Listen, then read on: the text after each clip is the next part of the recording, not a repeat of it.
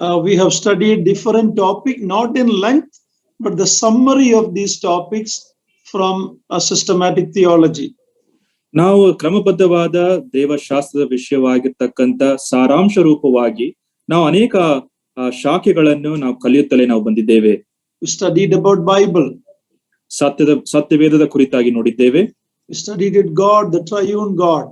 ತ್ರಯೇಕ ದೇವರ ವಿಷಯವಾಗಿ ನಾವು ನೋಡಿದ್ದೇವೆ. We studied about Christology, study of Christ. ಕ್ರೈಸ್ತ ಶಾಸ್ತ್ರದ ಕುರಿತಾಗಿ ನಾವು ನೋಡಿದ್ದೇವೆ. Studied about pneumatology or about Holy Spirit. ನಂತರ ಅದಾದ ನಂತರ ನಾವು ಪವಿತ್ರಾತ್ಮನ ಶಾಸ್ತ್ರದ ವಿಷಯವಾಗಿ ನಾವು ನೋಡಿದ್ದೇವೆ. And since October end, we've been studying about angelology. ಮತ್ತು ಅಕ್ಟೋಬರ್ ತಿಂಗಳಿನ ಕಡೆ ಭಾಗದಿಂದ ನಾವು ದೇವದೂತರ ಶಾಸ್ತ್ರದ ವಿಷಯವಾಗಿ ನಾವು ನೋಡುತ್ತಾ ನಾವು ಬಂದಿದ್ದೇವೆ. In that holy angels and fallen angels. ಅದರಲ್ಲಿಯೂ ಸಹ ದೂತರಲ್ಲಿ ಎರಡು ಭಾಗಗಳು ಉಂಟು. ಅದೇನೆಂದರೆ ಪರಿಶುದ್ಧವಾದ ದೂತರು ಮತ್ತು ಬಿದ್ದು ಹೋದಂತ ದೂತರು. Last week we were studying about the demons. ಮತ್ತು ಕಳೆದ ವಾರ ದೆವ್ವಗಳ ವಿಷಯವಾಗಿ ನಾವು ನೋಡುತ್ತಾ ನಾವು ಬಂದಿದ್ದೇವೆ. And I'm hoping that I can close this study today. ನಾನು ನಿರೀಕ್ಷಿಸುವ ಸಂಗತಿ ಏನಂದ್ರೆ ಈ ದಿನ ಈ ಒಂದು ಪ್ರಸ್ತಾಪವನ್ನು ನಾವು ಮುಕ್ತಾಯ ಮಾಡಬಹುದೆಂಬುದಾಗಿ ನಾನು ನಂಬಿದ್ದೇನೆ. But for the sake of anyone who is new to this study today, I just want to quickly recap what we studied about angels. ನಾವು ದೂತರ ವಿಷಯವಾಗಿ ನಾವು ಏನನ್ನು ನಾವು ನೋಡುತ್ತಾ ಬಂದಿದ್ದೇವೆ ಎಂಬುದಾಗಿರ್ತಕ್ಕಂಥ ಸಾರಾಂಶವನ್ನು ಈ ದಿನ ನಾವು ಏನನ್ನು ನೋಡಿದ್ದೇವೆ ಇಲ್ಲಿಯ ತನಕ ಅದನ್ನು ಸ್ವಲ್ಪ ಮಟ್ಟಿಗೆ ನಾನು ತಿಳಿಸೋನಾಗಿದ್ದೇನೆ. ಹೊಸದಾಗಿ ಯಾರಾದ್ರೂ ಸೇರಿದ್ದೇ ಆದರೆ ನೀವು ಸಹ ಇದರಲ್ಲಿ ಉಪಯುಕ್ತರಾಗಬಹುದು. The only valuable information we get about angels is from the Bible, not from outside. ದೂತರ ವಿಷಯವಾಗಿ ನಾವು ಅರ್ಥ ಮಾಡಿಕೊಳ್ಳಬೇಕಾದ್ರೆ ಮೌಲ್ಯವಾದ ಮಾಹಿತಿಯನ್ನು ನಾವು ಸತ್ಯವೇದದಲ್ಲಿ ಮಾತ್ರ ನಾವು ಪಡೆಯೋಣವಾಗಿದ್ದೇವೆ, ಹೊರಗಿನಿಂದ ಅಲ್ಲ. We looked at the origin of angels. ದೂತರ ಮೂಲದ ವಿಷಯವಾಗಿ ನಾವು ನೋಡಿದ್ದೇವೆ. When did God create them? ದೇವರು ಯಾವಾಗ ಅವರನ್ನು ಸೃಷ್ಟಿಸಿದನು. We looked at the nature of the angels. ದೂತರ ಒಂದು ಸ್ವಭಾವದ ವಿಷಯವಾಗಿ ನಾವು ನೋಡಿದ್ದೇವೆ. And we looked at different classification of angels. ಮತ್ತು ಅದೇ ಸಂದರ್ಭದಲ್ಲಿ ನಾವು ದೂತರ ವಿಂಗಡಿಸುವಿಕೆಯ ವಿಷಯವಾಗಿಯೂ ಸಹ ನಾವು ನೋಡುತ್ತಾ ಬಂದಿದ್ದೇವೆ. Different rank and order among the angels. ಮತ್ತು ದೂತರ ಮಧ್ಯದಲ್ಲಿ ಇರುವ ಕ್ರಮವು ಮತ್ತು ಅವರ ಒಂದು ಸ್ಥಾನ ಎಂತದ್ದು ಅದನ್ನು ಸಹ ನಾವು ನೋಡಿದ್ದೇವೆ. We looked at the difference between cherubim and seraphim and like different angels. ಕೆರೂಬಿಯರು, ಸೆರಾಫಿಯರು ಮತ್ತು ಇತರ ದೂತರ ಒಂದು ವ್ಯತ್ಯಾಸವನ್ನು ಸಹ ನಾವು ನೋಡಿದ್ದೇವೆ. We looked at different terms, names used for them. ಮತ್ತು ಅವರಿಗೆ ಉಪಯೋಗಿಸಲ್ಪಟ್ಟ ಬೇರೆ ರೀತಿಯಾದ ಪದಗಳನ್ನು ಸಹ ನಾವು ನೋಡಿದ್ದೇವೆ. We looked at two classes of angels, mainly the elect angels and the fallen angels.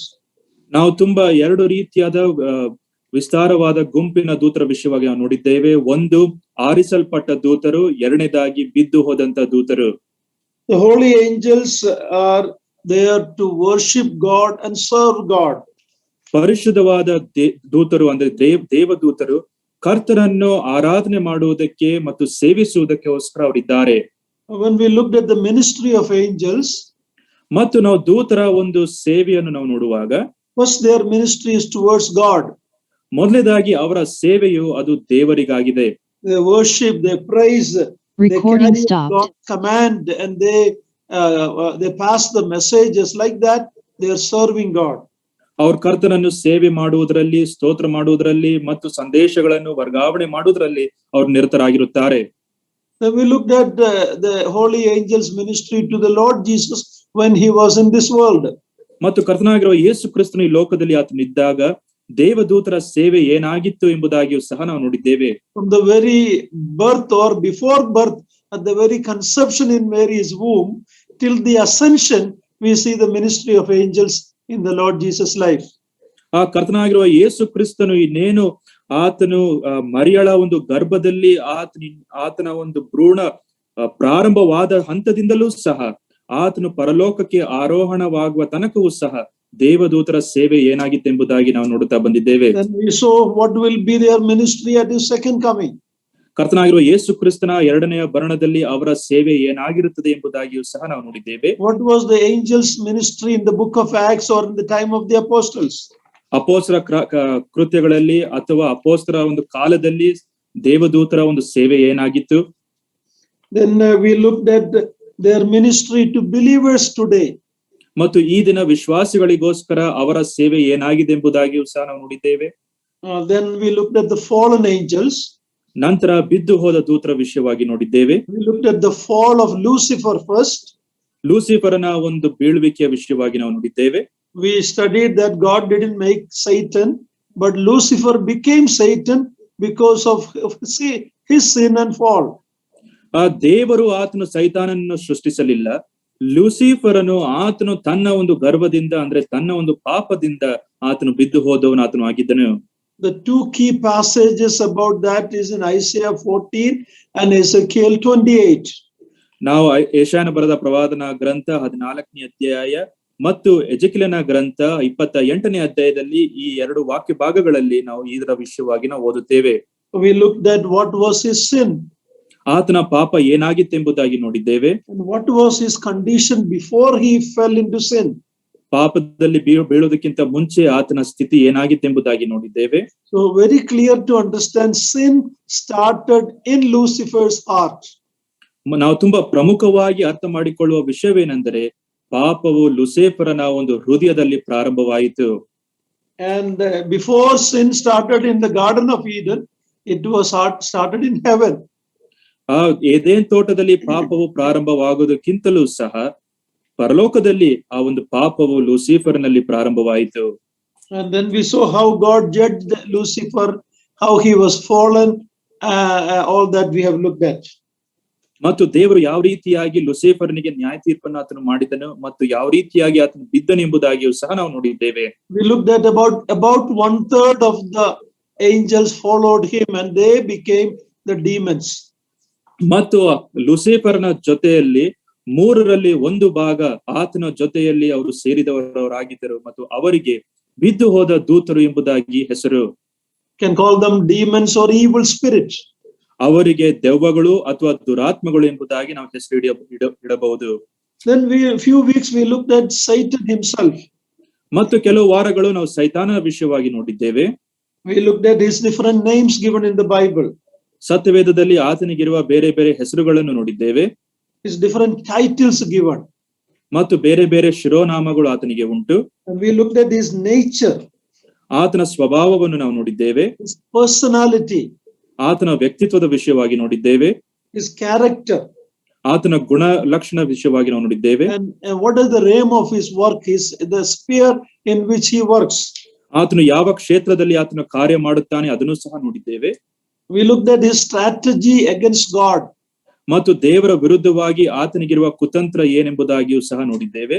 When the Lord was in this world as a man, how did he try to tempt him and try to avoid him going to the cross? ಮತ್ತು ಕರ್ತನಾಗಿರುವ ಯೇಸು ಕ್ರಿಸ್ತನು ಈ ಲೋಕದಲ್ಲಿ ಆತನು ಇದ್ದಾಗ ಯಾವ ರೀತಿಯಾಗಿ ಕರ್ತನಾಗಿರುವ ಯೇಸು ಕ್ರಿಸ್ತನನ್ನು ಶೋಧನೆ ಮಾಡುವುದಕ್ಕೆ ಆತನು ಮುಂದಾಗುತ್ತಾನೆ ಮತ್ತು ಶಿಲುಬೆ ಹಂತಕ್ಕೆ ಹೋಗುವುದರಲ್ಲಿ ಯಾವ ರೀತಿಯಾಗಿ ಆತನನ್ನು ಅಡ್ಡಿ ಮಾಡುತ್ತಾನೆ ಎಂಬುದಾಗಿರ್ತಕ್ಕಂಥ ಸಂಗತಿಯನ್ನು ಸಹ ನೋಡಿದ್ದೇವೆ. Now we may think why he wanted to hinder Jesus going to the cross. ನಮಗೆ ಈ ಒಂದು ಪ್ರಶ್ನೆ ಬರಬಹುದು, ಯಾಕೆ ಸೈತಾನನು ಕರ್ತನಾಗಿರುವ ಯೇಸು ಕ್ರಿಸ್ತನು ಶಿಲುಬೆಯ ಮರಣವನ್ನು ತಡೆಯುವುದಕ್ಕೆ ಆತನು ಪ್ರಯತ್ನ ಪಡುತ್ತಾ ಇದ್ದಾನೆ ಎಂಬುದಾಗಿ. Oh, that is Jesus' death. Satan should have been happy, right? ಅದು ಕರ್ತನಾಗಿರುವ ಯೇಸು ಕ್ರಿಸ್ತನ ಒಂದು ಮರಣವಾಗಿದ್ದು ಸೈತಾನನ ಅದರಲ್ಲಿ ಆತನು ಸಂತೋಷ ಪಡಬೇಕಾಗಿತ್ತಲ್ಲವೇ? No, but he knew that is where he was going to crush Satan's head. ಆದ್ರೆ ಸೈತಾನನಿಗೆ ಚೆನ್ನಾಗಿ ತಿಳಿದಿದ್ದ ಒಂದು ಸಂಗತಿನಂದ್ರೆ ಆ ಶಿಲುಬೆಯಲ್ಲಿ ಕರ್ತನಾಗಿರುವ ಯೇಸು ಕ್ರಿಸ್ತನು ಆತನು ಸೈತಾನನ ಒಂದು ತಲೆಯನ್ನು ಆತನು ಜಜ್ಜುವನು ಆತನು ಆಗಿದ್ದಾನೆ. So even through Peter he tried to influence and tell, no, it should not happen to you. When Jesus told the disciples that he is going to go to the cross and die, even he influenced Peter to say, no, it should not happen to you, Lord.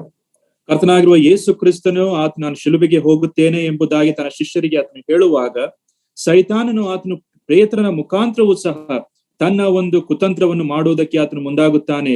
ಪೇತ್ರನು ಇಲ್ಲ ಸ್ವಾಮಿ, ನನಗೆ ಈ ರೀತಿಯಾಗಿ ಆಗಬಾರದು ಎಂಬುದಾಗಿ ಆತನು ಹೇಳುತ್ತಾನೆ. Then we looked at Satan's work among the unbelievers. ಮತ್ತು ಅವಿಶ್ವಾಸಿಗಳ ವಿಷಯದಲ್ಲಿ ಸೈತಾನನ ಕಾರ್ಯ ಏನೆಂಬುದಾಗಿಯೂ ಸಹ ನೋಡಿದ್ದೇವೆ. Then what is his work to the believers today? ಈ ದಿನ ವಿಶ್ವಾಸಿಗಳ ಜೊತೆಯಲ್ಲಿ ಆತನ ಕಾರ್ಯವು ಏನು? Then we looked at how God even uses Satan to fulfill his purpose. ಮತ್ತು ಈ ದಿನವೂ ಸಹ ದೇವರು ಯಾವ ರೀತಿಯಾಗಿ ಸೈತಾನನ ಆತನು ಉಪಯೋಗಿಸಿಕೊಂಡವನಾಗಿ ತನ್ನ ಉದ್ದೇಶಗಳನ್ನು ಕಾರ್ಯ ಸಾಧಿಸುವುದಕ್ಕೆ ಯಾವ ರೀತಿಯಾಗಿ ಮಾಡುತ್ತಾನೆ ಎಂಬುದಾಗಿಯೂ ಸಹ ನಾವು ನೋಡುತ್ತಾ ಬಂದಿದ್ದೇವೆ. We looked at how we can resist Satan according to the word of God. ದೇವರ ವಾಕ್ಯಕ್ಕೆ ಅನುಸಾರವಾಗಿ ಯಾವ ರೀತಿಯಾಗಿ ಸೈತಾನನನ್ನು ಎದುರಿಸಬಹುದೆಂಬುದಾಗಿ ನಾವು ನೋಡಿದ್ದೇವೆ. And then last week we looked at demons. ಮತ್ತು ಕಳೆದ ವಾರ ನಾವು ದೆವ್ವಗಳ ವಿಷಯವಾಗಿ ನೋಡಿದ್ದೇವೆ. In the Old Testament and New Testament we read about demons or the evil spirits. ನಾವು ಹಳೆ ಒಡಂಬಡಿಕೆಯಲ್ಲಿಯೂ ಸಹ ಹೊಸ ಒಡಂಬಡಿಕೆಯಲ್ಲಿಯೂ ಸಹ ದೆವ್ವಗಳ ವಿಷಯವಾಗಿ ದುರಾತ್ಮಗಳ ವಿಷಯವಾಗಿಯೂ ಸಹ ನಾವು ಓದುತ್ತೇವೆ. When the Holy Spirit left Saul, the first king, an evil spirit from God or allowed by God entered him. So ಆ ಹಳೆ ಒಡಂಬಡಿಕೆಯಲ್ಲಿ ಸೌಲನ ವಿಷಯವಾಗಿ ನಾವು ನೋಡುವಾಗ ಆತನಿಂದ ಆ ಒಂದು ಪವಿತ್ರಾತ್ಮನು ಹೊರಟು ಹೋದಾಗ ದೇವರ ಅನುಮತಿಯ ಮೇರೆಗೆ ದುರಾತ್ಮವು ಆತನನ್ನು ಪ್ರವೇಶಿಸಿತು ಎಂಬುದಾಗಿ ನೋಡುತ್ತೇವೆ.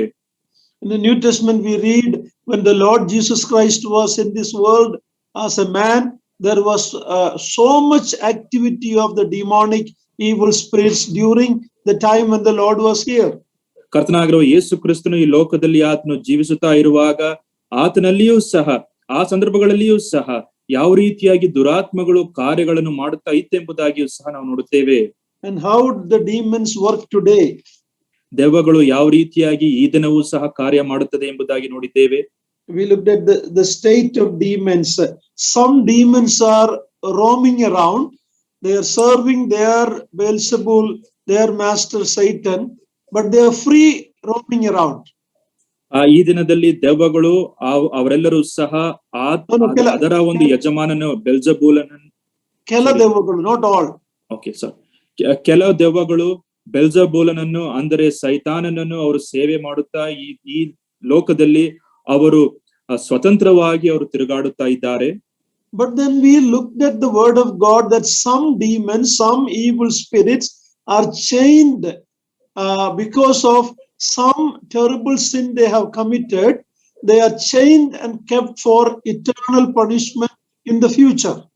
ಇನ್ನು ಕೆಲವು ದೆವ್ವಗಳು ಅವರೆಲ್ಲವೂ ಸಹ ಬೇಡಿಗಳಿಂದ ಕಟ್ಟಲ್ಪಟ್ಟು ಮುಂದೆ ಬರುವ ದಿನಕ್ಕಾಗಿ ನಾಶನಕ್ಕಾಗಿ ಅವರನ್ನು ಬಂಧಿಸಿದ್ದಾರೆ ಎಂಬುದಾಗಿರ್ತಕ್ಕಂಥ ಸಂಗತಿಯನ್ನು ಸಹ ನಾವು ನೋಡುತ್ತೇವೆ. Second Peter and Jude talks about it. ಪೇತ್ರನು ಬರೆದ 2ನೇ ಪತ್ರಿಕೆ ಮತ್ತು ಯೂದನ ಪತ್ರಿಕೆಯಲ್ಲಿ ಅದರ ವಿಷಯವಾಗಿ ನಾವು ನೋಡುತ್ತೇವೆ. They did some gross sin. They did not keep their original state, and they did sin like Sodom and Gomorrah sin. So God has chained them for final judgment.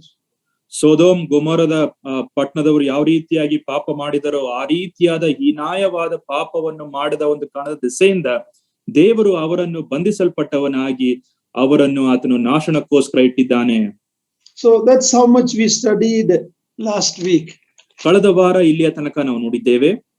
So if anybody who is new wanted to study this topic, please get in touch. I can spend time with you to understand the topic of angels, including Satan and demons. ಮತ್ತು ಇದರ ವಿಷಯವಾಗಿ ಯಾರಿಗಾದರೂ ಇನ್ನು ಹೆಚ್ಚಿನ ಮಾಹಿತಿ ಬೇಕು ಅಥವಾ ನೀವು ಹಿಂದೆ ಬೇರೆ ತರಗತಿಗಳಲ್ಲಿ ಭಾಗವಹಿಸುವುದಕ್ಕೆ ಸಾಧ್ಯ ಆಗದೇ ಇದ್ದರೆ ದಯಮಾಡಿ ನನ್ನನ್ನು ಸಂಪರ್ಕಿಸಿರಿ. ನಿಮ್ಮ ಒಟ್ಟಿಗೆ ನಾನು ಸಮಯವನ್ನು ಉಪಯೋಗಿಸಿಕೊಂಡವನಾಗಿ ನಿಮ್ಮ ಒಟ್ಟಿಗೆ ನಾನು ಹಂಚುತ್ತೇನೆ.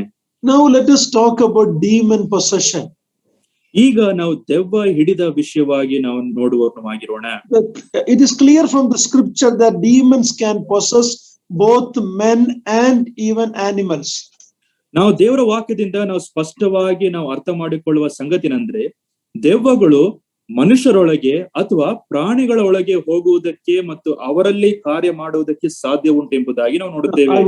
I want the brother who is going to read it, read Luke chapter 8, 26 to 39. It's a long passage, but read it so we can understand a lot of truth from this passage. ನಾವು ಯಾರಾದ್ರೂ ಪ್ರಿಯರು ಸಹೋದರರು ಇದನ್ನು ಓದಬೇಕೆಂಬುದಾಗಿ ನಾವು ಕೇಳಿಕೊಳ್ಳುತ್ತೇವೆ. ಲೂಕನ ಬರೆದ ಸುವಾರ್ತೆ chapter 8 verse 26 to 39. 8ನೇ ಅಧ್ಯಾಯ 26ನೇ ವಚನದಿಂದ 39ನೇ ವಚನ ತನಕ.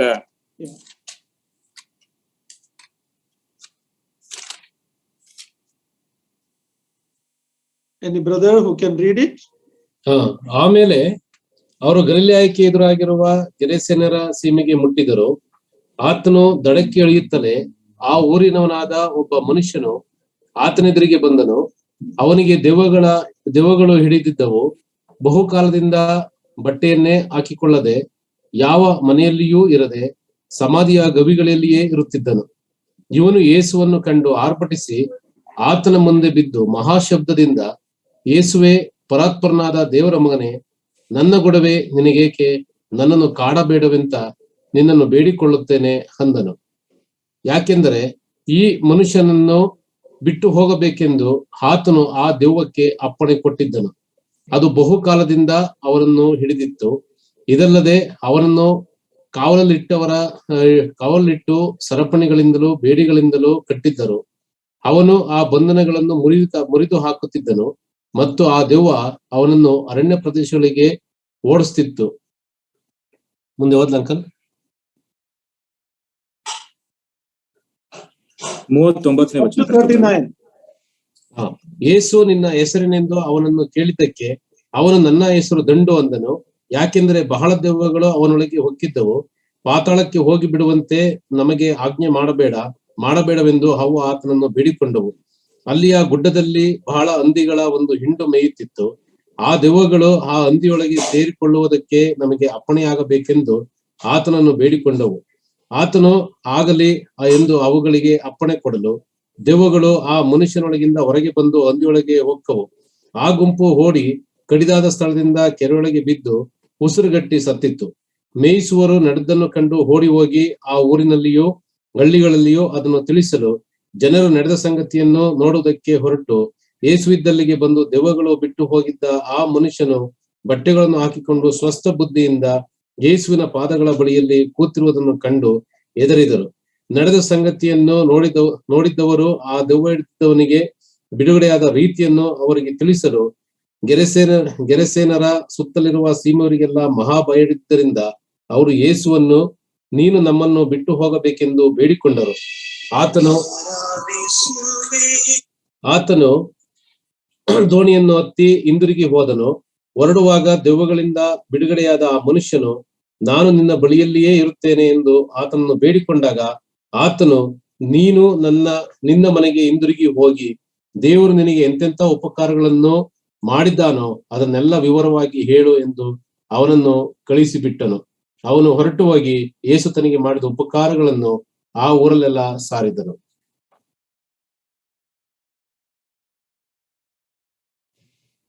ಅಂಕಲ್ ಮ್ಯೂಟ್ ಆಗಿದೆ. Here we see about the terrible condition of a man who was possessed by demons.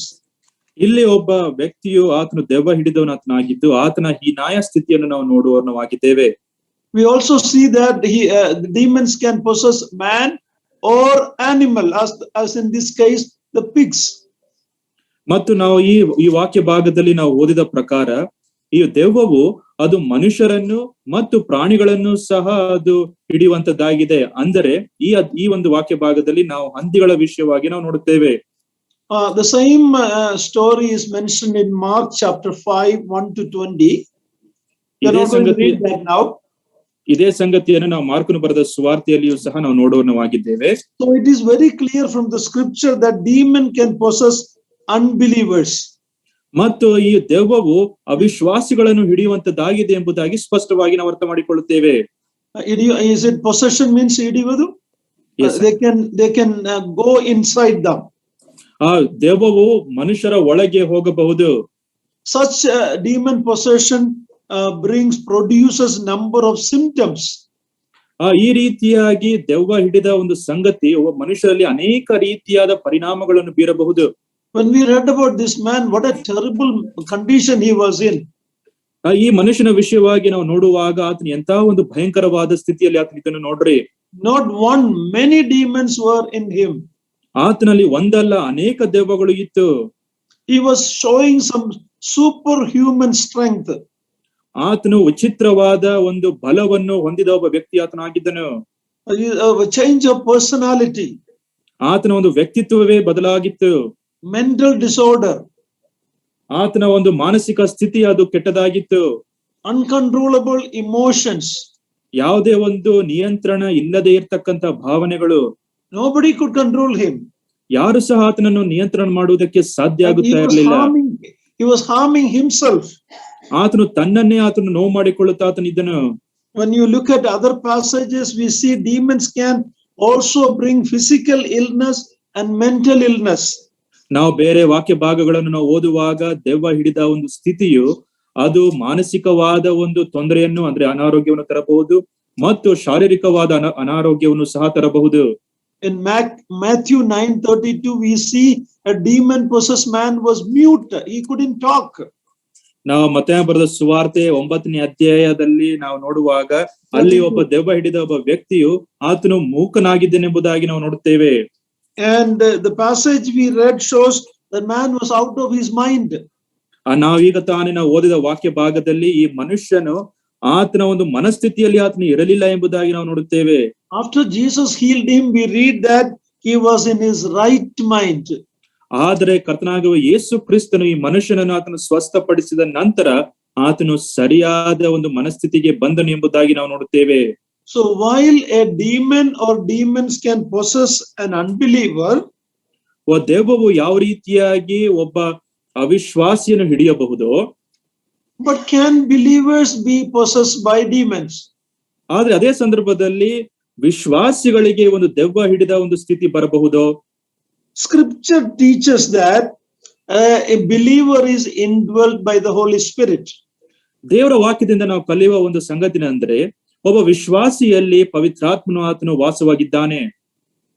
Externally, Satan and demons can influence believers, but it is impossible for a believer who has Holy Spirit indwelling in him also to be indwelt by the demons. ಹೊರಗಿನ ಒಂದು ನಮ್ಮ ಒಂದು ದೇಹಕ್ಕೆ ಅಥವಾ ನಮ್ಮ ಶರೀರಕ್ಕೆ ದೆವ್ವಗಳಾಗಲಿ ಅಥವಾ ಸೈತಾನನು ಆತನು ಧಕ್ಕೆಯನ್ನು ಆತನು ಉಂಟು ಮಾಡಬಹುದು. ಆದರೆ ಒಬ್ಬ ವಿಶ್ವಾಸಿ ಎಂಬುದಾಗಿ ಹೇಳುವ ಒಬ್ಬ ವ್ಯಕ್ತಿಯು ಆತನಲ್ಲಿ ಪವಿತ್ರಾತ್ಮನು ಉಂಟು ಎಂಬುದಾಗಿ ಹೇಳುವ ಒಬ್ಬ ವ್ಯಕ್ತಿಯು ಆತನಲ್ಲಿ ದೆವ್ವವು ಹಿಡಿಯುವುದಕ್ಕೆ ಸಾಧ್ಯವಿಲ್ಲ. 1 Corinthians 6:19, please read it. ಕೊರಿಂಥದವರಿಗೆ ಬರೆದ ಮೊದಲನೇ ಪತ್ರಿಕೆ 6ನೇ ಅಧ್ಯಾಯ 19ನೇ ವಚನವನ್ನು ನೋಡ್ರಿ, ದಯಮಾಡಿ ಓದಿರಿ. 1 Corinthians 6:19.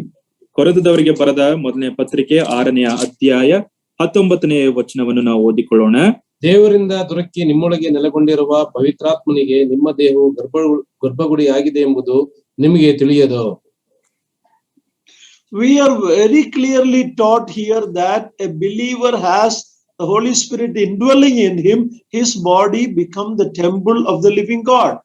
ಇಲ್ಲಿ ತುಂಬಾ ಸ್ಪಷ್ಟವಾಗಿ ನಾವು ಓದುವ ಸಂಗತಿ ಅಂದ್ರೆ ಒಬ್ಬ ವಿಶ್ವಾಸಿಯು ಅದು ದೇವರ ಗರ್ಭಗುಡಿ ಆಗಿದ್ದು ಆತನಲ್ಲಿ ಪವಿತ್ರಾತ್ಮನು ನೆಲೆಗೊಂಡಿದ್ದಾನೆ, ವಾಸಿಸುವನಾಗಿದ್ದಾನೆ ಎಂಬುದಾಗಿ ನಾವು ನೋಡಿದ್ದೇವೆ. Now look at 2 Corinthians 6:14-17.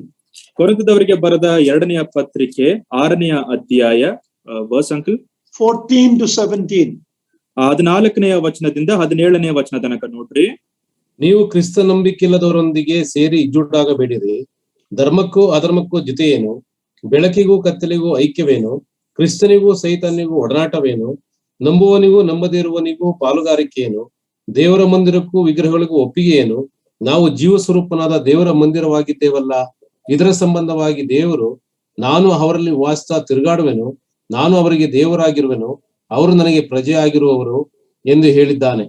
ಆದ್ದರಿಂದ ಅನ್ಯ ಜನರ ಮಧ್ಯದಲ್ಲಿಂದ ಹೊರಟು ಬಂದು ಪ್ರತ್ಯೇಕವಾಗಿರ್ರಿ, ಅಶುದ್ಧವಾದ ಯಾವುದನ್ನು ಮುಟ್ಟದಿರಿ ಎಂದು ಕರ್ತನು ಹೇಳುತ್ತಾನೆ.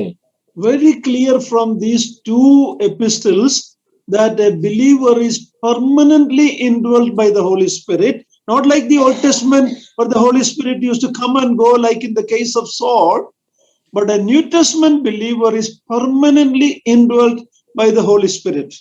ಈ ಎರಡು ವಾಕ್ಯ ಭಾಗಗಳಿಂದ ನಾವು ಅರ್ಥ ಮಾಡಿಕೊಳ್ಳುವ ಸಂಗತಿ ಏನಂದ್ರೆ ಪರಿಶುದ್ಧಾತ್ಮನು ಆತನು ಒಬ್ಬ ವಿಶ್ವಾಸಿಯ ಜೀವನದಲ್ಲಿ ಆತನು ನಿರಂತರವಾಗಿ ಆತನು ವಾಸಿಸುವ ಆತನು ಆಗಿದ್ದಾನೆ. ಹಳವಡಿಕೆ ಕಾಲದಲ್ಲಿ ಅಂದರೆ ಉದಾಹರಣೆಗೆ ಸೌಲನ ಒಂದು ಸಂದರ್ಭದಲ್ಲಿ ಯಾವ ರೀತಿಯಾಗಿ ಪವಿತ್ರಾತ್ಮನು ಆತನು ಬಂದು ತನ್ನ ಕಾರ್ಯವನ್ನು ಮುಗಿಸಿ ಹಿಂದಿರುಗಿ ಹೋಗುತ್ತಾನೋ ಆ ರೀತಿಯಾಗಿ ಹೊಸ ಒಡಂಬಡಿಕೆ ವಿಶ್ವಾಸಿಗಳಿಗೆ ಆಗುವುದಿಲ್ಲ. ಕರ್ತನಾಗಿರುವ ಪವಿತ್ರಾತ್ಮನು ಆತನು ವಿಶ್ವಾಸಿಗಳ ಜೀವನದಲ್ಲಿ ಆತನು ನೆಲೆಗೊಂಡಿದ್ದಾನೆ. Can a Holy Spirit and the evil spirit stay in the same house, in the same heart? ಒಂದೇ ಹೃದಯದಲ್ಲಿ ಒಂದೇ ಮನೆಯಲ್ಲಿ ದೆವ್ವವು ಮತ್ತು ಪರಿಶುದ್ಧಾತ್ಮವು ಜೀವಿಸುವುದಕ್ಕೆ ಸಾಧ್ಯ ಉಂಟೋ? Very clearly, 2 Corinthians 6 says, what is the connection between Christ and Satan? Absolutely nothing. ಈಗ ತಾನೇ ನಾವು ಕೊರಿಂಥದವರಿಗೆ ಬರೆದ 2ನೇ ಪತ್ರಿಕೆ 6ನೇ ಅಧ್ಯಾಯ 14ನೇ ವಚನದಿಂದ ನಾವು ಓದಿದ ಪ್ರಕಾರ ನಾವು ಈ ಧರ್ಮಕ್ಕೂ ಅಧರ್ಮಕ್ಕೂ ಜೊತೆ ಏನು ಎಂಬುದಾಗಿ ನಾವು ನೋಡುತ್ತೆ ಒಂದು ಪ್ರಶ್ನೆಯನ್ನು ನಾವು ನೋಡುತ್ತೇವೆ. ಖಂಡಿತವಾಗಿ ದುರಾತ್ಮವು ಒಬ್ಬ ವ್ಯಕ್ತಿಯ ವಿಶ್ವಾಸಿಯ ಜೀವನದಲ್ಲಿ ಜೀವಿಸುವುದಕ್ಕೆ ಸಾಧ್ಯವಿಲ್ಲ. But at the same time, we know when we look at Matthew 16, when Peter told Lord, no, it should not happen to you. You should not go to the cross. The Lord turned back and rebuked Satan. Okay, so Satan was influencing Peter, but Peter was not possessed by Satan. ಇಲ್ಲಿ ನಾವು ಮತ್ತಾಯನ ಬರೆದ ಸುವಾರ್ತೆ 16ನೇ ಅಧ್ಯಾಯದಲ್ಲಿ ನಾವು ನೋಡುವ ಪ್ರಕಾರ ಅಲ್ಲಿ 21ನೇ ವಚನದಿಂದ 23ನೇ ವಚನ ತನಕ ನಾವು ನೋಡುವಾಗ ಅಲ್ಲಿ ಕರ್ತನಾಗಿರುವ ಯೇಸು ಕ್ರಿಸ್ತನು ಪೇತ್ರನನ್ನು ಗದರಿಸುವ ಒಂದು ವಿಷಯವನ್ನು ನಾವು ನೋಡುವವಾಗಿದ್ದೇವೆ. ಆದ್ರೆ ಅದನ್ನು ಹೇಳುವ ಮುಖಾಂತರ ಪೇತ್ರನಲ್ಲಿ ದುರಾತ್ಮವಿತ್ತೆಂಬುದಾಗಿ ಅರ್ಥವಲ್ಲ. But the Satan was influencing him to speak what man like to speak, not God's thoughts. ಆದರೆ ಸೈತಾನನು ಅಥವಾ ದುರಾತ್ಮವು ಆ ಒಂದು ದೆವ್ವದ ಒಂದು ಮಾತುಗಳನ್ನು ಆಡುವುದಕ್ಕೆ ವಿಶ್ವಾಸಿಗಳ ಮೇಲೆ ಪ್ರಭಾವವನ್ನು ಬೀರುತ್ತಾ ಇತ್ತು. ಆದ್ರೆ ದೇವರ ಮಾತುಗಳನ್ನು ಆಡದೇ ಇರುವ ರೀತಿಯಲ್ಲಿ ಆ ಸಂದರ್ಭದಲ್ಲಿ ಪೇತ್ರನಿಗಾಯಿತು. See, we all want comforts. We don't want the pain and problem. Jesus said, I'm going to the cross, I'm going to die. Peter said, no, it should not happen to you. And because their idea of the Messiah was a reigning Messiah, not a suffering Messiah. ನಮ್ಮಲ್ಲಿಯೂ ಸಹ ಮನುಷ್ಯರಾಗಿರುವ ನಾವು ಯಾರಿಗೂ ಸಹ ತೊಂದರೆ ಆಗಬಾರದು, ಎಲ್ಲರೂ ಸಹ ಅನುಕೂಲದಲ್ಲಿ ಇರಬೇಕು ಎಂಬುದಾಗಿರ್ತಕ್ಕಂಥ ಮನಸ್ಥಿತಿಯಲ್ಲಿ ನಾವು ಇರುತ್ತೇವೆ. ಆ ರೀತಿಯಾಗಿ ಪೇತ್ರನಿಗೆ ಕರ್ತನಾಗಿರುವ ಯೇಸು ಕ್ರಿಸ್ತನು ನಾನು ಶಿಲುಬೆಗೆ ನಾನು ಹೋಗ್ಲಿಕ್ಕಿದ್ದೇನೆ, ಶಿಲುಬೆಯಲ್ಲಿ ನಾನು ಪ್ರಾಣವನ್ನು ಪ್ರಾಣ ಬಿಡುತ್ತೇನೆ ಎಂಬುದಾಗಿ ಹೇಳುವಾಗ ಪೇತ್ರನು ಹೇಳಿದ್ದೇನೆಂದ್ರೆ ಈ ರೀತಿಯಾಗಿ ನಿನಗಾಗಬಾರದು ಎಂಬುದಾಗಿ ಆತನು ತಿಳಿಸಿದನು. ಯಾಕೆಂದ್ರೆ ಆ ಕಾಲದಲ್ಲಿ ಜನರಿಗಿದ್ದ ಒಂದು ಮನಸ್ಥಿತಿ ಏನೆಂದರೆ ಮೆಸ್ಸಿಯನು ಆತನು ಆಳ್ವಿಕೆ ಮಾಡುವವನು ಆತನು ಆಗಿದ್ದಾನೆ, ಆತನು ಬಾಧೆಯನ್ನು ಅನುಭವಿಸುವನಲ್ಲ.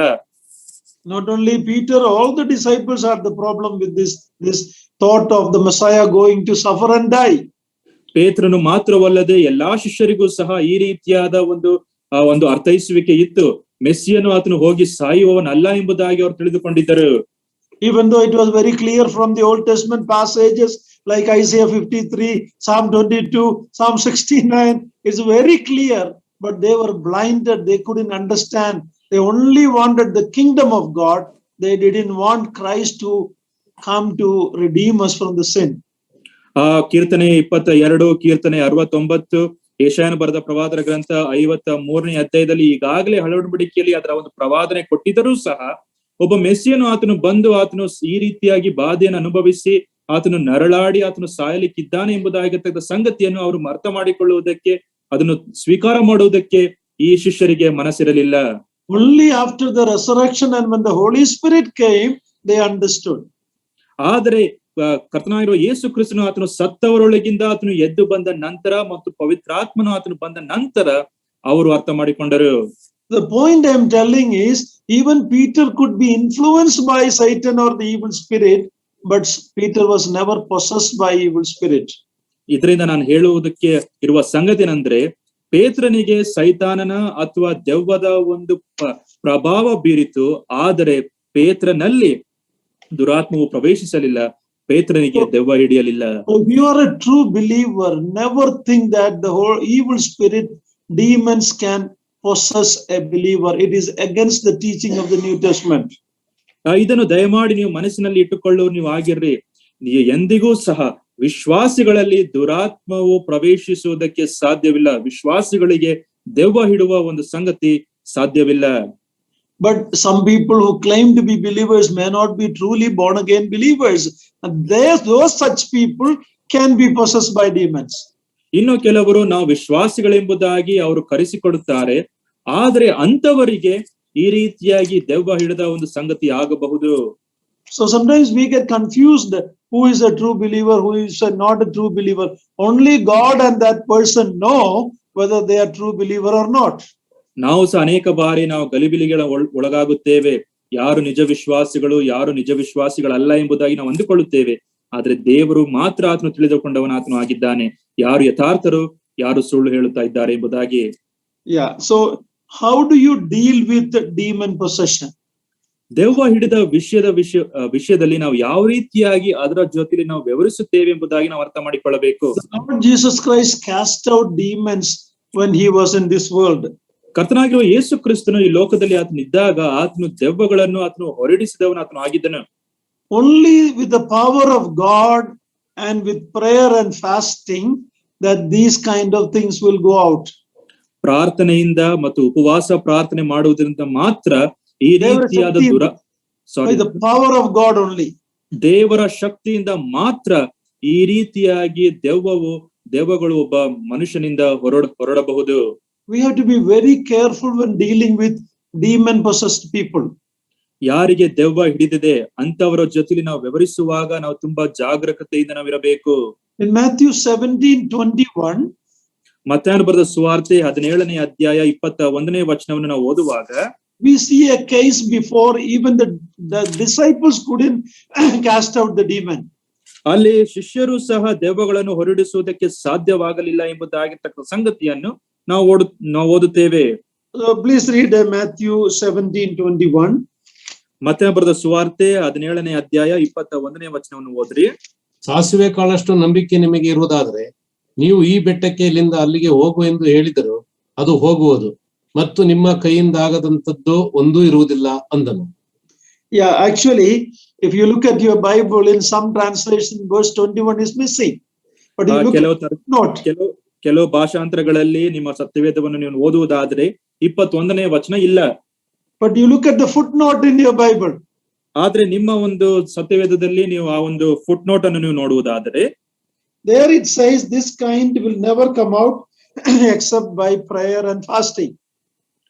ನಾವು ಅಲ್ಲಿ ನೋಡುವ ಒಂದು ಸಂಗತಿ ಏನಂದ್ರೆ ಈ ಸಂಗತಿಯು ಅದೆಂದಿಗೂ ಸಹ ಹೊರಬರುವುದಿಲ್ಲ, ಆದ್ರೆ ಪ್ರಾರ್ಥನೆಯ ಮುಖಾಂತರ ಮತ್ತು ಉಪವಾಸದ ಮುಖಾಂತರ ಬರುವುದುಂಟು ಎಂಬುದಾಗಿ. So dealing with demon possession is a very challenging situation. We should not lightly take it. ಈ ಒಂದು ದೆವ್ವ ಹಿಡಿದ ಒಂದು ವಿಷಯದಲ್ಲಿ ನಾವು ಅದನ್ನು ಹಗುರವಾಗಿ ನಾವು ಎಂದಿಗೂ ಸಹ ತೆಗೆದುಕೊಳ್ಳಬಾರದು. ನಾವು ತುಂಬಾ ಗಂಭೀರವಾಗಿ ಅದರ ಜೊತೆಯಲ್ಲಿ ನಾವು ವ್ಯವಹರಿಸಬೇಕು. If you many of us don't have a call to cast out demons. ನಮ್ಮಲ್ಲಿ ಅನೇಕರಿಗೆ ದೆವ್ವಗಳನ್ನು ಬಿಡಿಸುವ ಅಥವಾ ದೆವ್ವವನ್ನು ಹೊರಡಿಸುವ ಒಂದು ಕರೆಯುವಿಕೆ ನಮಗಿಲ್ಲ. So don't deal with that. Just pray to God and try not to meddle with such cases very lightly, thinking that if I say hallelujah, if I say in the name of Jesus blood, the demons will go out. Be very careful. ಇದನ್ನು ಹಗುರವಾಗಿ ದಯಮಾಡಿ ತೆಗೆದುಕೊಳ್ಳಬೇಡ್ರಿ. ಯಾರಿಗಾದ್ರೂ ದೆವ್ವ ಹಿಡಿದಿದೆ ಎಂಬುದಾಗಿರ್ತಕ್ಕಂಥ ಸುದ್ದಿ ನಿಮಗೆ ಬರುವುದಾದ್ರೆ ಅವರಿಗೋಸ್ಕರ ದಯಮಾಡಿ ಪ್ರಾರ್ಥನೆ ಮಾಡ್ರಿ, ಯಥಾರ್ಥವಾಗಿ ಪ್ರಾರ್ಥನೆ ಮಾಡ್ರಿ. ಸುಮ್ಮನೆ ಅವರ ಬಳಿಗೆ ಹೋಗಿ ಹಲ್ಲೆಲೂಯಾ ಎಂಬುದಾಗಿ ಹೇಳುವ ಮುಖಾಂತರ ಕರ್ತನಾಗಿರುವ ಯೇಸು ಕ್ರಿಸ್ತನ ರಕ್ತದಲ್ಲಿ ಈ ಒಂದು ದೆವ್ವವನ್ನು ನಾನು ಹೊರಡಿಸುತ್ತೇನೆ ಎಂಬುದಾಗಿ ಹೇಳುವುದನ್ನಾಗ್ಲಿ ಆ ರೀತಿಯಾಗಿ ಮಾಡಬೇಡ್ರಿ. In the book of Acts, some Jewish exorcists were doing it. The evil spirit said, Jesus we know, Paul we know, but who are you? So we have to be very careful in dealing with demons. ನಾವು ಅಪೊಸ್ತಲ ಕೃತ್ಯಗಳಲ್ಲಿ ನಾವು ಅಲ್ಲಿದ ಒಂದು ಯಹೂದ್ಯದ ಒಂದು ಮಾಟ ಮಂತ್ರ ಮಾಡುವ ಒಂದು ಶಕ್ತಿಯನ್ನು ನಾವು ಅದರ ವಿಷಯವಾಗಿ ನಾವು ನೋಡೋಣವಾಗಿದ್ದೇವೆ. ಯೇಸು ಕ್ರಿಸ್ತನ ವಿಷಯವಾಗಿ ನಮಗೆ ಗೊತ್ತುಂಟು, ಪೌಲನ ವಿಷಯವಾಗಿ ನಮಗೆ ಗೊತ್ತುಂಟು. ಆದ್ರೆ ನೀನು ಯಾರು ಎಂಬುದಾಗಿರ್ತಕ್ಕಂಥ ಕೇಳುವ ಒಂದು ಪ್ರಶ್ನೆಯನ್ನು ನಾವು ನೋಡುತ್ತೇವೆ.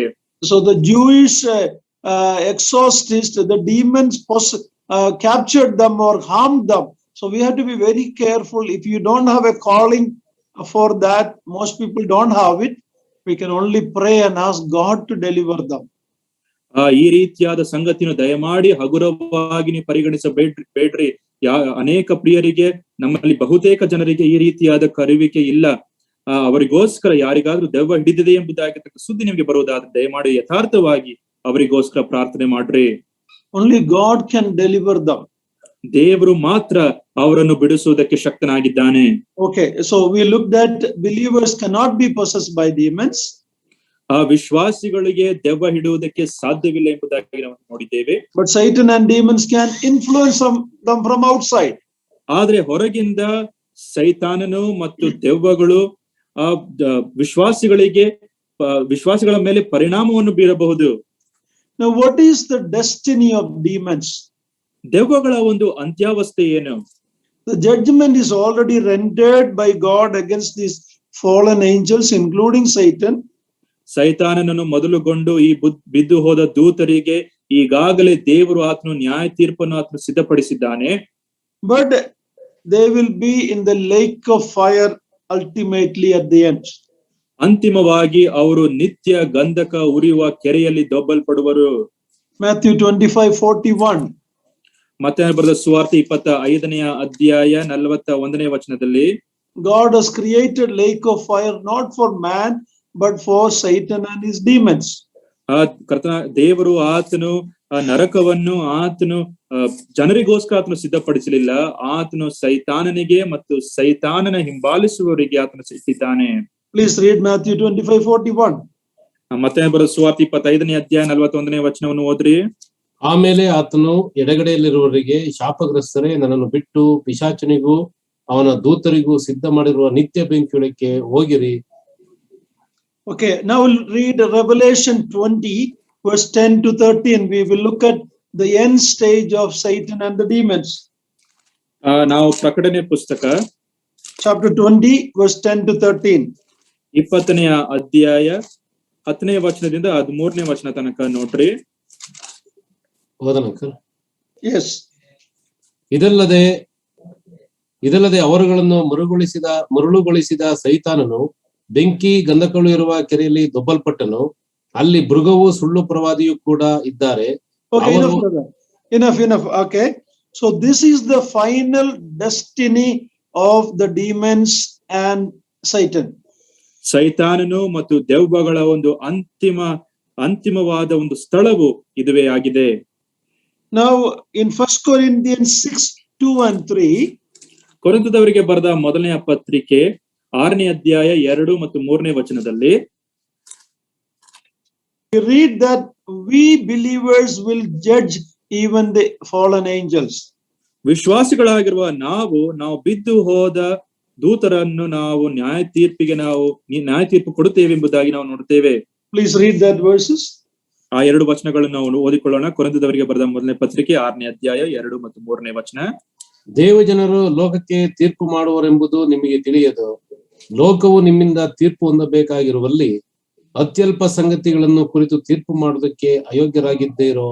ನಾವು ದೇವದೂತರಿಗೂ ತೀರ್ಪು ಮಾಡುವೆಂಬುದು ನಿಮಗೆ ತಿಳಿಯದು. ಐಹಿಕ ಜೀವದ ಕಾರ್ಯಗಳನ್ನು ಕುರಿತು ನಾವು ತೀರ್ಪು ಮಾಡುವುದು ದೊಡ್ಡದು. Okay, so here we have a statement that we will judge the angels. Now how is that possible? Because we are in Christ. Christ will be the victor. He will judge these angels, fallen angels. We will be with Christ. That is the privilege we have. ಇಲ್ಲಿ ನಾವು ನೋಡುವ ಸಂಗತಿ, ನಾವು ದೇವದೂತರನ್ನು ತೀರ್ಪು ಮಾಡುವುದು ನಿಮಗೆ ತಿಳಿಯದೋ ಎಂಬುದಾಗಿರ್ತಕ್ಕಂಥ ಸಂಗತಿಯನ್ನು ನಾವು ನೋಡುತ್ತೇವೆ. ಇದು ಯಾವ ರೀತಿಯಾಗಿ ಸಾಧ್ಯ? ನಾವು ಕ್ರಿಸ್ತನಲ್ಲಿ ನಾವು ಇದ್ದೇವೆ. ಕ್ರಿಸ್ತನು ಆತನು ಅವರಿಗೆ ನ್ಯಾಯ ತೀರ್ಪನ್ನು ಆತನು ಕೊಡುವವನು ಆಗಿದ್ದಾನೆ. ಆ ಒಂದು ನಿಟ್ಟಿನಲ್ಲಿ ನಾವು ಸಹ ಅವರಿಗೆ ನ್ಯಾಯ ತೀರ್ಪನ್ನು ನಾವು ಕೊಡುವವನು ಆಗಿರುತ್ತೇವೆ.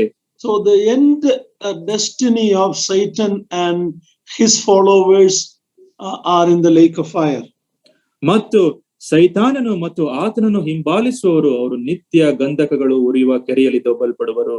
But when you look at the destiny of the holy angels, ಮತ್ತು ನಾವು ಪರಿಶುದ್ಧವಾದ ದೇವದೂತರ ವಿಷಯವಾಗಿರ್ತಕ್ಕಂಥ ಅಂತ್ಯಾವಸ್ಥೆಯನ್ನು ನಾವು ನೋಡುವುದಾದರೆ, we read from Revelation 5:11-14. ನಾವು ಪ್ರಕಟಣೆ ಪುಸ್ತಕ 5ನೇ ಅಧ್ಯಾಯ 11ನೇ ವಚನದಿಂದ 14ನೇ ವಚನ ತನಕ ನಾವು ಓದುತ್ತೇವೆ. Please read that. ಅದನ್ನ ಓದ್ರಿ. ಇದಲ್ಲದೆ ಸಿಂಹಾಸನವು, ಜೀವಿಗಳು, ಹಿರಿಯರು ಇವರ ಸುತ್ತಲೂ ಬಹು ಮಂದಿ ದೇವದೂತರನ್ನು ಕಂಡೆನು. ಅವರ ಸಂಖ್ಯೆಯು ಕೋಟ್ಯಾನುಕೋಟಿಯಾಗಿಯೂ ಲಕ್ಷೋಪಲಕ್ಷವಾಗಿಯೂ ಇತ್ತು. ಅವರ ಸ್ವರವು ನನಗೆ ಕೇಳಿಸಿತ್ತು. ಅವರು ಮಹಾಶಬ್ದದಿಂದ, ವಧಿತನಾದ ಕುರಿಯಾದಾತನು ಬಲ, ಐಶ್ವರ್ಯ, ಜ್ಞಾನ, ಸಾಮರ್ಥ್ಯ, ಮಾನ, ಪ್ರಭಾವ, ಸ್ತೋತ್ರಗಳನ್ನು ಹೊಂದುವುದಕ್ಕೆ ಯೋಗ್ಯನು ಎಂದು ಹೇಳಿದರು. ಇದಲ್ಲದೆ ಆಕಾಶದಲ್ಲಿಯೂ ಭೂಮಿಯ ಮೇಲೆಯೂ ಭೂಮಿಯ ಕೆಳಗೆಯೂ ಸಮುದ್ರದ ಮೇಲೆಯೂ ಇರುವ ಎಲ್ಲಾ ಸೃಷ್ಟಿಗಳು, ಅಂದರೆ ಭೂಮಿ, ಆಕಾಶ, ಸಮುದ್ರಗಳೊಳಗೆ ಇರುವುದೆಲ್ಲವೂ ಸಿಂಹಾಸನಿಗೂ ಯಜ್ಞದ ಕುರಿಯಾದಾತನಿಗೂ ಸ್ತೋತ್ರ, ಮಾನ, ಪ್ರಭಾವ, ಅಧಿಪತ್ಯಗಳು ಯುಗ ಯುಗಾಂತರಗಳಲ್ಲಿ ಇರಲಿ ಎಂದು ಹೇಳುವುದನ್ನು ಕೇಳಿದನು. ಆಗ 4 ಜೀವಿಗಳು ಆಮೇನ್ ಅಂದವು ಮತ್ತು ಹಿರಿಯರು ಅಡ್ಡಬಿದ್ದು ನಮಸ್ಕಾರ ಮಾಡಿದರು. Here we have a small picture about the worship in heaven. ಇಲ್ಲಿ ಪರಲೋಕದಲ್ಲಿರುವ ಆರಾಧನೆಯ ಒಂದು ಚಿಕ್ಕ ಇಣುಕು ನೋಟವನ್ನು ನಾವು ನೋಡುತ್ತೇವೆ. So we understand that God's elect angels will continue to live, serve and worship God forever. ದೇವರು ಆತನು ಆರಿಸಲ್ಪಟ್ಟ ಆ ಒಂದು ದೂತರು ಅಂದ್ರೆ ದೇವದೂತರು ಅವರು ಎಂದೆಂದಿಗೂ ಸಹ ಕರ್ತನನ್ನು ಆರಾಧನೆ ಮಾಡುವವರು ಆಗಿರುತ್ತಾರೆ ಎಂಬುದಾಗಿರ್ತಕ್ಕಂಥ ಸಂಗತಿಯನ್ನು ನಾವು ನೋಡುತ್ತೇವೆ. When we study about the holy angels, ಪರಿಶುದ್ಧ ದೂತರ ವಿಷಯವಾಗಿ ನಾವು ಅಧ್ಯಯನವನ್ನು ನಾವು ಮಾಡುವಾಗ their zeal for the things of God, their joy and obedience is a challenge for us believers. ವಿಶ್ವಾಸಿಗಳಾಗಿರುವ ನಮಗೆ ಅವರ ಒಂದು ವಿಧೇಯತ್ವ ಅವರ ಒಂದು ಆರಾಧನೆ ಮತ್ತು ಅವರ ಒಂದು ಸಂತೋಷವು ನಮಗೆ ಒಂದು ಸವಾಲಾಗಿ ಉಂಟು. They are innumerable. We read in Revelation 5, Kotyandara Sankhya. So there is a huge number of holy angels who will continue to worship, and that is a challenge for us. ನಾವಿಲ್ಲಿ ನಾವು 11ನೇ ವಚನದಲ್ಲಿ ನಾವು ನೋಡುವ ಪ್ರಕಾರ ಕೋಟ್ಯಾನು ಕೋಟಿಯಾಗಿ ಲಕ್ಷವಾಗಿ ಎಂಬುದಾಗಿ ನಾವು ನೋಡುತ್ತೇವೆ. ಅನೇಕರು ಅಂದ್ರೆ ಅನೇಕ ದೇವದೂತರು ಕರ್ತನನ್ನು ಆರಾಧನೆ ಮಾಡುವವರಾಗಿರುತ್ತಾರೆ.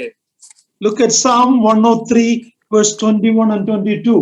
103ನೇ ಕೀರ್ತನೆ 21, 22ನೇ ವಚನವನ್ನು ದಯಮಾಡಿ ನೋಡ್ರಿ.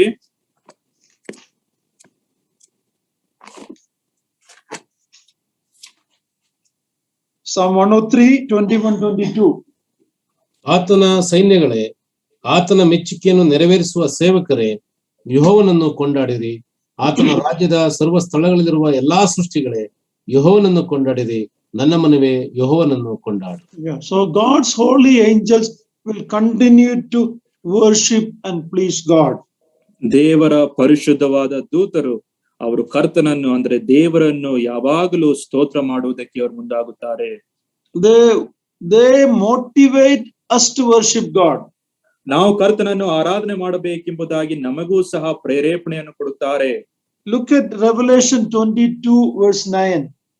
ನಾವು ಪ್ರಕಟಣೆ ಪುಸ್ತಕ 22ನೇ ಅಧ್ಯಾಯ 9ನೇ ವಚನವನ್ನು ನೋಡಿಕೊಳ್ಳೋಣ.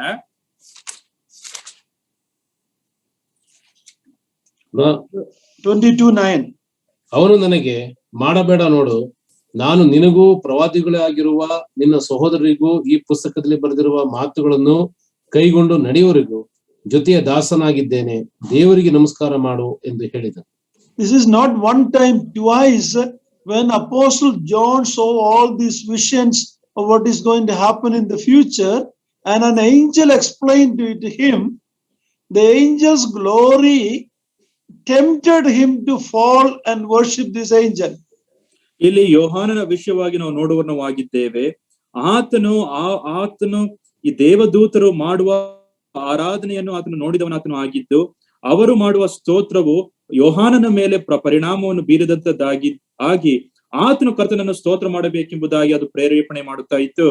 No, the angel is telling, when John wanted to worship the angel, even Apostle John, remember that, he almost worshipped the angel. Angel said, don't worship me, worship God. ಇಲ್ಲಿ ದೇವದೂತರು ನನ್ನನ್ನು ಆರಾಧನೆ ಮಾಡಬೇಡ, ದೇವರನ್ನು ಆರಾಧನೆ ಮಾಡುವುದಾಗಿ ತಿಳಿಸ್ತವನ ಅವರಾಗಿದ್ದಾರೆ. ಯೋಹಾನನು ಆತನು ದೇವದೂತರನ್ನು ಆರಾಧಿಸುವುದಕ್ಕೆ ಆತನಿಗೆ ಅವರನ್ನು ನೋಡಿ ಆತನಿಗೆ ಮನಸ್ಸಾಯಿತು. See, that is the glory even an angel has today. ಈ ದಿನದಲ್ಲಿಯೂ ಸಹ ದೇವದೂತರಿಗೆ ಈ ರೀತಿಯಾದ ಒಂದು ಮಹಿಮೆ ಉಂಟು. So when John saw that, he was almost tempted to fall down before him. ಯೋಹಾನನು ಈ ದೇವದೂತರನ್ನು ಕಂಡಾಗ ಅವರ ಮುಂದೆಯೂ ಸಹ ಅಡ್ಡ ಬೀಳುವುದಕ್ಕೆ ಇರುವ ಒಂದು ಮನಸ್ಸಾತ್ನಿಗಾಯಿತು. But they are telling, worship God. ಆದ್ರೆ ಅವರು ಹೇಳುತ್ತಾ ಇರುವ ಒಂದು ಮಾತನ್ನು ನೋಡ್ರಿ, ಆ ದೇವರಿಗೆ ನಮಸ್ಕಾರ ಮಾಡು. So the angels are motivating us to obey and worship God. ದೇವದೂತರು ನಾವು ಕರ್ತನನ್ನು ಅಂದ್ರೆ ದೇವರನ್ನು ಆರಾಧನೆ ಮಾಡಬೇಕೆಂಬುದಾಗಿ ಪ್ರೇರೇಪಣೆ ಮಾಡುವವರಾಗಿದ್ದಾರೆ. Their service should stimulate us. ಅವರ ಒಂದು ಆರಾಧನೆಯು ನಮ್ಮನ್ನು ಅದು ಕಲಿಸುವಂತದ್ದಾಗಿರಬೇಕು. Their service also. ಅವರ ಸೇವೆಯು ನಮ್ಮನ್ನು ಕಲಿಸುವಂತದ್ದಾಗಿರಬೇಕು. The Bible is very clear. They are ministering spirits. They are servants. ಅವರು ಸೇವಕರು, ಅವರು ಸೇವೆಯನ್ನು ಮಾಡುವ ಆತ್ಮಗಳು ಎಂಬುದಾಗಿರ್ತಕ್ಕಂಥ ಸಂಗತಿಯನ್ನು ದೇವರ ವಾಕ್ಯವು ಸ್ಪಷ್ಟವಾಗಿ ತಿಳಿಸುವಂತದ್ದಾಗಿದೆ. But who are we? ಆದ್ರೆ ನಾವ್ ಯಾರಾಗಿದ್ದೇವೆ? I'm talking about true believers, okay? ವಿಶ್ವಾಸಿಗಳಾಗಿರುವ ನಾವು ಯಾರಾಗಿದ್ದೇವೆ? We are the sons, we are the children of God. ನಾವು ದೇವರ ಮಕ್ಕಳು ನಾವಾಗಿದ್ದೇವೆ. The angels are servants, we are sons. ದೇವದೂತರು ಅವರು ಸೇವಕರಾಗಿದ್ದಾರೆ, ವಿಶ್ವಾಸಿಗಳಾಗಿರುವ ನಾವು ಮಕ್ಕಳಾಗಿದ್ದೇವೆ. Today angels are more powerful and stronger than us, but one day we will be above them in our position. ಈ ಪ್ರಸ್ತುತ ಕಾಲದಲ್ಲಿ ದೇವದೂತರು ನಮಗಿಂತಲೂ ಸಹ ಬಲಿಷ್ಠರಾಗಿದ್ದಾರೆ. ಆದ್ರೆ ಒಂದು ಕಾಲವು ಬರಲಿಕ್ಕುಂಟು, ನಾವು ದೇವದೂತರಿಗಿಂತಲೂ ಸಹ ನಾವು ಬಲಿಷ್ಠರು ನಾವು ಆಗಲಿಕ್ಕಿದ್ದೇವೆ. You remember Luke 15 in the story of the prodigal son? ಲೂಕನು ಬರೆದ ಸುವಾರ್ತೆ 15ನೇ ಅಧ್ಯಾಯದಲ್ಲಿ ಆ ತಪ್ಪಿ ಹೋದ ಮಗನ ಒಂದು ಕಥೆಯನ್ನು ನಾವು ನೋಡುವವನಾಗಿದ್ದೇವೆ ಅಲ್ಲವೇ? When this younger son came back after repentance to the father, ಆ ಕಿರಿಯ ಮಗನು ಆತನು ಪಶ್ಚಾತ್ತಾಪದಿಂದ ಹಿಂದಿರುಗಿ ತನ್ನ ಒಂದು ತಂದೆಯ ಬಳಿಗೆ ಆತನು ಬರುವಾಗ, the father was celebrating and they were having a feast in the house. ಆ ಒಂದು ತಂದೆಯು ಆ ಒಂದು ಮನೆಯಲ್ಲಿ ಒಂದು ಆಚರಣೆಯನ್ನು ಮಾಡುತ್ತಾ ಹಬ್ಬವನ್ನು ಅವರು ಆಚರಿಸುತ್ತಾ ಇರುವಾಗ, but the older son was outside and he came to the door.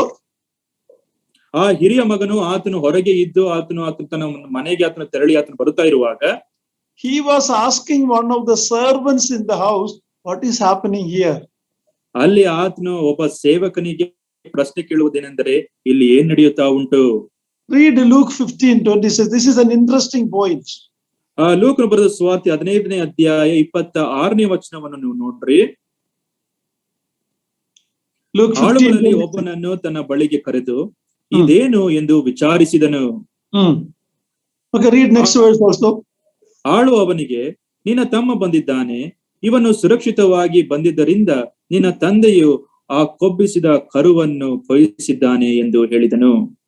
In other words, the servants in the house knew more about what was happening in the house than the older son. ಇನ್ನೊಂದು ವಿಧದಲ್ಲಿ ನಾವು ಹೇಳಬೇಕಾದ್ರೆ, ಆ ಮಗನಿಗಿಂತಲೂ ಆ ಒಂದು ಮನೆಯಲ್ಲಿದ್ದ ಸೇವಕರಿಗೆ ಹೆಚ್ಚಿನ ಒಂದು ಮಾಹಿತಿ ಇತ್ತು. How sad it will be that the servants know more about the master than the sons. ಎಂತ ದುಃಖಕರವಾದ ಒಂದು ವಿಷಯ ನೋಡ್ರಿ, ಆ ಮಗನಿಗಿಂತಲೂ ಸಹ ಸೇವಕರು ಯಜಮಾನನ ವಿಷಯವಾಗಿ ಹೆಚ್ಚಿನ ಒಂದು ಮಾಹಿತಿ ತಿಳಿಯುವುದಾದ್ರೆ ಎಷ್ಟು ದುಃಖ ನೋಡ್ರಿ. My beloved brothers and sisters, when we get to heaven or when the Lord comes and takes us, when we go to heaven, will we have a good understanding about our Lord? ನನ್ನ ಪ್ರಿಯ ಸಹೋದರ ಸಹೋದರಿಯರೇ, ನಾವು ಪರಲೋಕಕ್ಕೆ ಹೋಗುವುದಾದ್ರೆ ಅಥವಾ ಕರ್ತನಾಗಿರುವ ಯೇಸು ಕ್ರಿಸ್ತನ ನಮ್ಮನ್ನು ಕೊಂಡೊಯ್ಯುವುದಾದ್ರೆ, ನಾವು ಅಲ್ಲಿಗೆ ಹೋದಾಗ ನಮ್ಮ ಕರ್ತನ ವಿಷಯವಾಗಿರುವಂತ ಒಳ್ಳೆಯ ಒಂದು ಮಾಹಿತಿ, ಒಳ್ಳೆಯ ಒಂದು ಅರಿವು ನಮಗಿರುವಂತದ್ದಾಗಿದೆಯೋ? Or the angels know more about the Lord and we know less? Will that be the situation like this older son? ದೇವದೂತರು ನಮಗಿಂತಲೂ ಸಹ ಹೆಚ್ಚಿನ ಒಂದು ಅರಿವಿದ್ದವರಾಗಿ ಆ ಒಂದು ಹಿರಿಯ ಮಗನ ರೀತಿಯಲ್ಲಿ ನಾವಿರುತ್ತೇವೋ? Remember, Christ did not die for the angels. ಇದನ್ನು ಜ್ಞಾಪಕ ಮಾಡಿಕೊಳ್ಳ್ರಿ, ಕ್ರಿಸ್ತನು ಆತನು ದೇವದೂತರಿಗೋಸ್ಕರ ಆತನು ತನ್ನ ಪ್ರಾಣವನ್ನು ಕೊಡಲಿಲ್ಲ. 1 Peter 1:12 says they are longing to look into the salvation that we have received. ಪೇತ್ರನು ಬರೆದ ಮೊದಲನೇ ಪತ್ರಿಕೆ 1ನೇ ಅಧ್ಯಾಯ 12ನೇ ವಚನದಲ್ಲಿ ನಾವು ನೋಡುವ ಸಂಗತಿಯಂತೆ, ಅವರು ಈ ಸಂಗತಿಗಳನ್ನು ಮುಂತಿಳಿಸುವ ದೇವದೂತರಿಗೂ ಈ ಸಂಗತಿಗಳನ್ನು ಲಕ್ಷ್ಯವಿಟ್ಟು ನೋಡಬೇಕೆಂಬ ಅಪೇಕ್ಷೆ ಉಂಟು. You look at this, the angels marvel at the privilege you and I, sinners saved by the grace of God, became members of the bride, or if we are the bride of Christ. It is an amazing thing even to the holy angels. ಪರಿಶುದ್ಧವಾದ ದೂತರು ದೇವದೂತರಿಗೂ ಸಹ ನಾವು ವಿಶ್ವಾಸಿಗಳಾಗಿರುವ ನಾವು ಕ್ರಿಸ್ತನ ದೇಹಕ್ಕೆ ನಾವು ಅಂಗಗಳಾಗಿ ನಾವು ಆಗಿದ್ದೇವೆ. ಇಂತಹ ಸಂಗತಿಗಳನ್ನು ನಾವು ನೋಡುವಾಗ ದೇವದೂತರು ಸಹ ಅಪೇಕ್ಷೆಯಿಂದ ಲಕ್ಷ್ಯವಿಟ್ಟು ಅವ್ರು ನೋಡುವವರಾಗಿದ್ದಾರೆ. We are the bride of Christ. I'm talking about the universal church. ನಾವು ಕ್ರಿಸ್ತನ ಮೊದಲ ಗಿತ್ತಿನವಾಗಿದ್ದೇವೆ. ನಾನು ಸಾರ್ವತ್ರಿಕ ಸಭೆಯ ವಿಷಯವಾಗಿ ತಿಳಿಸ್ತಾ ಇದ್ದೇನೆ. When you go to a wedding, who is the main center of attraction there? ನಾವೊಂದು ಮದುವೆಗೆ ನಾವು ಹೋಗುವಾಗ ಅಲ್ಲಿ ತುಂಬಾ ಮುಖ್ಯವಾದ ವ್ಯಕ್ತಿ ಯಾರು? It is the bride. ಮೊದಲ ಗಿತ್ತಿ ಆಗಿದ್ದಾಳೆ. Of course the bridegroom also. ಹೌದು, ಮದಲಿಂಗನೂ ಸಹ ಮುಖ್ಯನು, ನಿಜ. But see, the angels marvel at the salvation that we wretched sinners have received. ಈ ಪಾಪಿಗಳಾಗಿರ್ತಕ್ಕಂತ ನಾವು ಈ ರೀತಿಯಾದ ರಕ್ಷಣೆಯನ್ನು ನಾವು ಸ್ವೀಕಾರ ಮಾಡಿದ್ದೇವೆ. ದೇವದೂತರು ಸಹ ಆಶ್ಚರ್ಯದಿಂದ ಅವರು ನಮ್ಮನ್ನು ನೋಡುವವರಾಗಿದ್ದಾರೆ. And how much more we should worship and obey and serve our Lord. ನಾವಿನ್ನು ಎಷ್ಟರ ಮಟ್ಟಿಗೆ ನಮ್ಮ ಕರ್ತನನ್ನು ನಾವು ವಿಧೇಯರಾಗಿ ಆತನನ್ನು ನಾವು ಸೇವಿಸಬೇಕಲ್ಲವೇ? Look at Luke 15:10. What do we read there? ಲೂಕನು ಬರೆದ ಸುವಾರ್ತೆ 15ನೇ ಅಧ್ಯಾಯ 10ನೇ ವಚನವನ್ನು ನೀವು ನೋಡ್ರಿ. ನಾವಲ್ಲಿ ಏನ್ ನೋಡುತ್ತೇವೆ?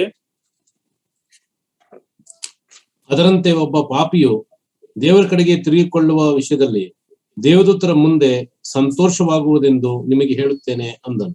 One sinner repenting and turning to God brings great joy among the angels in heaven. ಒಬ್ಬ ಪಾಪಿಯು ಆತನು ಪಶ್ಚಾತ್ತಾಪದಿಂದ ಆತನು ಕರ್ತನ ಬಳಿಗೆ ಆತನು ಬರುವುದಾದ್ರೆ ಪರಲೋಕದಲ್ಲಿ ಸಂತೋಷ ಉಂಟು, ಅಂದ್ರೆ ದೇವದೂತರಲ್ಲಿಯೂ ಸಹ ಸಂತೋಷ ಉಂಟು. Many times we believers don't have such joy when we hear about somebody getting saved. ಅನೇಕ ಬಾರಿ ವಿಶ್ವಾಸಿಗಳಾಗಿರುವ ನಾವು ಈ ರೀತಿಯಾದ ಸಂತೋಷ ನಮಗೆ ಸಿಕ್ಕುವುದಿಲ್ಲ. ಇತರರು ರಕ್ಷಣೆ ಮಾರ್ಗಕ್ಕೆ ಬರುತ್ತಾರೆ ಎಂಬುದಾಗಿ ಕೇಳುವಾಗ ನಮಗೆ ಹೆಚ್ಚು ಸಂತೋಷವಾಗುವುದಿಲ್ಲ. In Job 38:7, we looked at it in the beginning.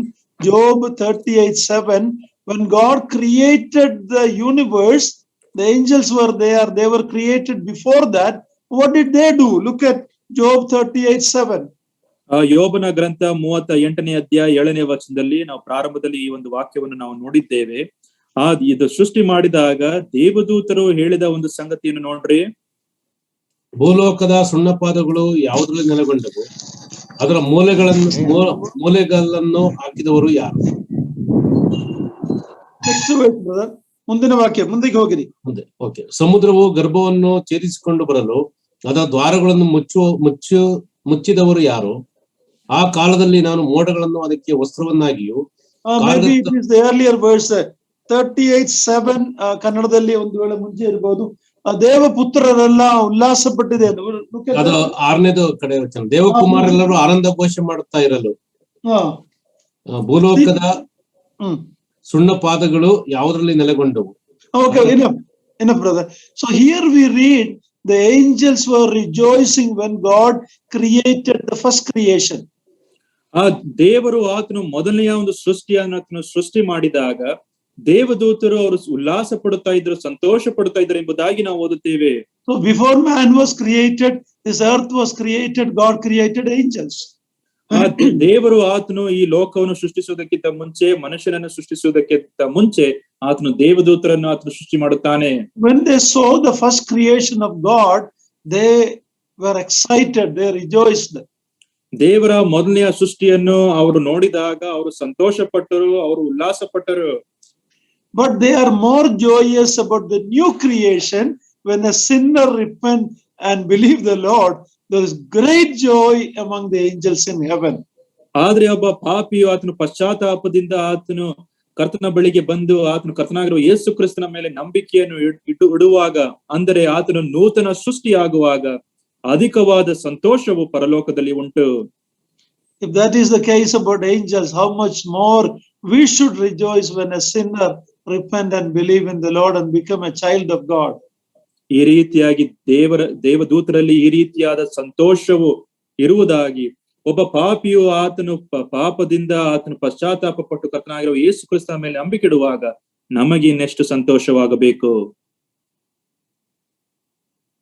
Uncle, you're on mute, uncle. When I cough, I mute it, okay? Because sometimes I get the dry cough. So, if the angels have such joy about the salvation of a sinner, oh, my beloved ones, how much more we should rejoice when a sinner turn to the Lord. ಒಬ್ಬ ದೇವದೂತರು ಯಾವ ರೀತಿಯಾಗಿ ಒಬ್ಬ ಪಾಪಿಯು ಆತ್ಮ ಪಶ್ಚಾತ್ತಾಪದಿಂದ ಕರ್ತನಾಗಿರುವ ಯೇಸು ಕ್ರಿಸ್ತನ ಮೇಲೆ ನಂಬಿಕೆ ಇಟ್ಟಾಗ ಅವರಿಗೆ ಇಷ್ಟು ಸಂತೋಷ ಆಗುವುದಾದರೆ ನಿಜವಾಗಿ ಇರುವ ವಿಶ್ವಾಸಿಗಳಾಗಿರುವ ನಾವು ಯಾವ ರೀತಿಯಾದ ಸಂತೋಷ ನಮ್ಮಲ್ಲಿರಬೇಕು. So the New Testament teaches us they desire to look into our salvation. ಹೊಸ ಒಡಂಬಡಿಕೆ ನಮಗೆ ತಿಳಿಸುವ ಒಂದು ಸಂಗತಿ ಅಂದ್ರೆ ಅವರು ನಮ್ಮ ರಕ್ಷಣೆಯನ್ನು ನೋಡುವವರಾಗಿದ್ದಾರೆ ಎಂಬುದಾಗಿರತಕ್ಕ ಸಂಗತಿಯನ್ನು ನಾವು ನೋಡುತ್ತೇವೆ. Because they don't have that personal experience of salvation. ಯಾಕಂದ್ರೆ ನಿಜವಾದ ರಕ್ಷಣೆಯ ಅನುಭವವು ದೇವದೂತರಿಗೆ ಸಿಕ್ಕುವುದಿಲ್ಲ. In 1 Corinthians 11:10, we are told why the sisters should have a head covering over them. ಕೊರಿಂಥದವರಿಗೆ ಬರೆದ ಮೊದಲನೆಯ ಪತ್ರಿಕೆಯಲ್ಲಿ ನಾವು ನೋಡುವ ಒಂದು ಸಂಗತಿ, ಸ್ತ್ರೀಯರು ಯಾಕೆ ಅವರು ಮುಸುಕನ್ನು ಹಾಕಬೇಕೆಂಬುದಾಗಿರತಕ್ಕ ಸಂಗತಿಯನ್ನು ನಾವು ನೋಡುತ್ತೇವೆ. 1 Corinthians 11:10. 11ನೇ ಅಧ್ಯಾಯ 10ನೇ ವಚನ. ಹೀಗಿರುವುದರಿಂದ ದೂತರ ನಿಮಿತ್ತವಾಗಿ ಸ್ತ್ರೀಯು ಪುರುಷನ ಅಧಿಕಾರ ಸೂಚಿಸುವ ಮುಸುಕನ್ನು ತಲೆಯ ಮೇಲೆ ಹಾಕಿಕೊಂಡಿರಬೇಕು. I wonder whether all our sisters understand the meaning of this statement. ನಮ್ಮ ಸ್ತ್ರೀಯರು ಸಹೋದರಿಯರು ಈ ಒಂದು ಹೇಳಿಕೆಯ ಒಂದು ಅರ್ಥೈಸುವಿಕೆ ನಿಮಗೆ ಉಂಟೋ ಎಂಬುದಾಗಿ ನಾನು ನಂಬಿದ್ದೇನೆ. I am not sure. ನನಗೆ ಅಷ್ಟು ನನಗೆ ಖಚಿತತೆ ಇಲ್ಲ. What does it mean? Because of the angels, the sisters should have a head covering. What does it mean? ದೇವದೂತರ ನಿಮಿತ್ತವಾಗಿ ಸ್ತ್ರೀಯರು ಅವರ ತಲೆಯ ಮೇಲೆ ಮುಸುಕನ್ನು ಹಾಕಬೇಕೆಂಬುದಾಗಿ ಹೇಳುವಾಗ ಅರ್ಥವೇನು? See, angels were watching what happened in the Garden of Eden. Eden ತೋಟದಲ್ಲಿ ಆದ ಸಂಗತಿ ಏನಾಯ್ತು ಎಂಬುದಾಗಿ ದೇವದೂತರು ನೋಡುತ್ತಾ ಇದ್ದರು. There Eve took Adam's role and she began to debate with or commune with Satan, and sin entered into mankind. ಅವಳು ಆಕೆ ಆದಾಮನ ಒಂದು ಸ್ಥಾನವನ್ನು ತೆಗೆದುಕೊಂಡವಳಾಗಿ ಆಕೆ ಸೈತಾನನ ಜೊತೆ ಆ ಸರ್ಪದ ಜೊತೆಯಲ್ಲಿ ಆಕೆಯ ಸಂಭಾಷಣೆಯಲ್ಲಿ ಆಕೆ ಇದ್ದಳು. ಈ ಕಾಣದ ದೆಸೆಯಿಂದ ಆಕೆ ಬಿದ್ದಳು. But the angels were observing disobedience in the Garden of Eden. Eden ತೋಟದಲ್ಲಿ ಆ ದೇವದೂತರು ಅವಿಧೇಯತ್ವವನ್ನು ಅವರು ನೋಡುತ್ತಾ ಇದ್ದರು. It was a sister, it was Eve who took a role which was not hers. ಆಕೆಯ ಸ್ಥಾನ ಅಥವಾ ಆಕೆಯ ಪಾತ್ರ ಅಲ್ಲದೆ ಇರುವ ಒಂದು ಸಂಗತಿಯನ್ನು ಅವಳು ಆಕೆ ತೆಗೆದುಕೊಂಡಳು. When the Satan or the serpent came to talk with her, she should have told, I will call my husband. He knows. God told him, he is the leader of the house. She should have said that. ಆ ಸೈತಾನನು ಅವಳ ಬಳಿಗೆ ಬಂದು ಈ ರೀತಿಯಾಗಿ ಆತನು ಶೋಧಿಸೋದಕ್ಕೆ ಅಥವಾ ಪ್ರಶ್ನೆ ಕೇಳುವುದಕ್ಕೆ ಆತನು ಬಂದಾಗ ಅವಳು ಹೇಳಬೇಕಾಗಿದ್ದ ಸಂಗತಿ ಅಂದ್ರೆ, 1 ನಿಮಿಷ ತಾಳು, ನನ್ನ ಗಂಡನನ್ನು ಕರೆಕೊಂಡು ಬರುತ್ತೇನೆ ಎಂಬುದಾಗಿ ಆಕೆ ಹೇಳಬೇಕಾಗಿತ್ತು. Because God gave the command to the man first. He was created first. ಆ ದೇವರು ಆತನು ಆ ಒಂದು ಪುರುಷನಿಗೆ ಆತನು ಈ ಒಂದು ಹೇಳಿಕೆಯನ್ನು ಆತನು ಅಂದ್ರೆ ಆಜ್ಞೆಯನ್ನು ಆತನು ಕೊಟ್ಟವನಾಗಿದ್ದನು. ಯಾಕಂದ್ರೆ ಪುರುಷನು ಮೊದಲನೇದಾಗಿ ಆತನು ಸೃಷ್ಟಿ ಹೊಂದಿದನು. And the command was given to Adam first, not to eat from the tree in the center. ಮತ್ತು ಆ ತೋಟದ ಮಧ್ಯದಲ್ಲಿ ಇರುವ ಒಂದು ಮರದಿಂದ ನೀವು ತಿನ್ನಬಾರದು ಎಂಬುದಾಗಿರ್ತಕ್ಕಂಥ ಆಜ್ಞೆಯು ದೇವರು ಆತನು ಆದಾಮನಿಗೆ ಕೊಟ್ಟವನಾತನು ಆಗಿದ್ದನು. And Eve should have noticed that, and she should have called for Adam instead of debating with him, and he deceived Eve. ಆದರೆ ಅವಳು ಆಕೆಯು ಆದಾಮನನ್ನು ಕರೆಯಬೇಕಾಗಿತ್ತು. ಆದರೆ ಆಕೆ ಸೈತಾನನ ಜೊತೆ ತರ್ಕಕ್ಕೆ ಆಕೆ ಒಳಗಾಗಿ ಆಕೆ ಸೈತಾನನಿಂದ ವಂಚನೆಗೆ ಒಳಗಾದಳು. She became a leader and she ate and gave it to the husband. ಆಕೆ ನಾಯಕತ್ವವನ್ನು ತೆಗೆದುಕೊಂಡವಳಾಗಿ ಆಕೆಯ ಹಣ್ಣನ್ನು ತಿಂದು ನಂತರ ತನ್ನ ಗಂಡನಿಗೂ ಸಹ ಕೊಟ್ಟಳು. That is what happened in the Garden of Eden. ಅದು ಏದೇನ್ ತೋಟದಲ್ಲಿ ಆದ ಒಂದು ಘಟನೆ. But when the angels look at our meetings, they see the New Testament church sisters obeying God and their husband, and they put that sign of obedience on their head. The angels rejoice in that obedience. ಆದ್ರೆ ದೇವದೂತರು ಹೊಸ ಒಡಂಬಡಿಕೆಯ ಒಂದು ರೀತಿ ಕ್ರಮದ ಪ್ರಕಾರ ವಿಶ್ವಾಸಿಗಳು ಸೇರಿ ಬರುತ್ತಾ ಇರುವಾಗ ಸ್ತ್ರೀಯರು ಅವರ ತಲೆಯ ಮೇಲೆ ಮುಸುಕನ್ನು ಹಾಕುವಾಗ ಆ ವಿಧೇಯತ್ವವನ್ನು ಕಂಡು ಅದರಲ್ಲಿ ಸಂತೋಷಿಸುವವರಾಗಿರುತ್ತಾರೆ. So in other words, the angels are watching our meetings. ಇನ್ನೊಂದು ವಿಧದಲ್ಲಿ ನಾವು ಹೇಳಬೇಕಾದ್ರೆ ದೇವದೂತರು ನಮ್ಮ ಒಂದು ಸಭಾ ಕೂಡುವಿಕೆಗಳನ್ನು ಅವರು ಸಾಕ್ಷೀಕರಿಸುತ್ತಾ ಇದ್ದಾರೆ. How much careful we should be, brothers and sisters. ನನ್ನ ಪ್ರಿಯ ಸಹೋದರ ಸಹೋದರಿಯರೇ, ಇನ್ನು ಎಷ್ಟರ ಮಟ್ಟಿಗೆ ನಾವು ಗಂಭೀರವಾಗಿ ನಾವಿರಬೇಕು ನೋಡ್ರಿ. The Lord Jesus Christ is in our midst when we gather. ನಾವು ಸೇರಿ ಬರುವಾಗ ನಮ್ಮ ಕರ್ತನಾಗಿರುವ ಯೇಸು ಕ್ರಿಸ್ತನು ನಮ್ಮ ಜೊತೆಯಲ್ಲಿ ಆತನಿದ್ದಾನೆ. God the Father and the Holy Spirit is there watching. ತಂದೆಯಾದ ದೇವರು, ಪವಿತ್ರಾತ್ಮನ ದೇವರು ನಮ್ಮ ಜೊತೆಲಿದ್ದಾರೆ. And the angels are watching our gathering. ಮತ್ತು ದೇವದೂತರು ನಮ್ಮ ಒಂದು ಕೂಡುವಿಕೆಗಳನ್ನು ಅವರು ಸಾಕ್ಷೀಕರಿಸುತ್ತಾ ಇದ್ದಾರೆ. Satan is trying to look into what is happening.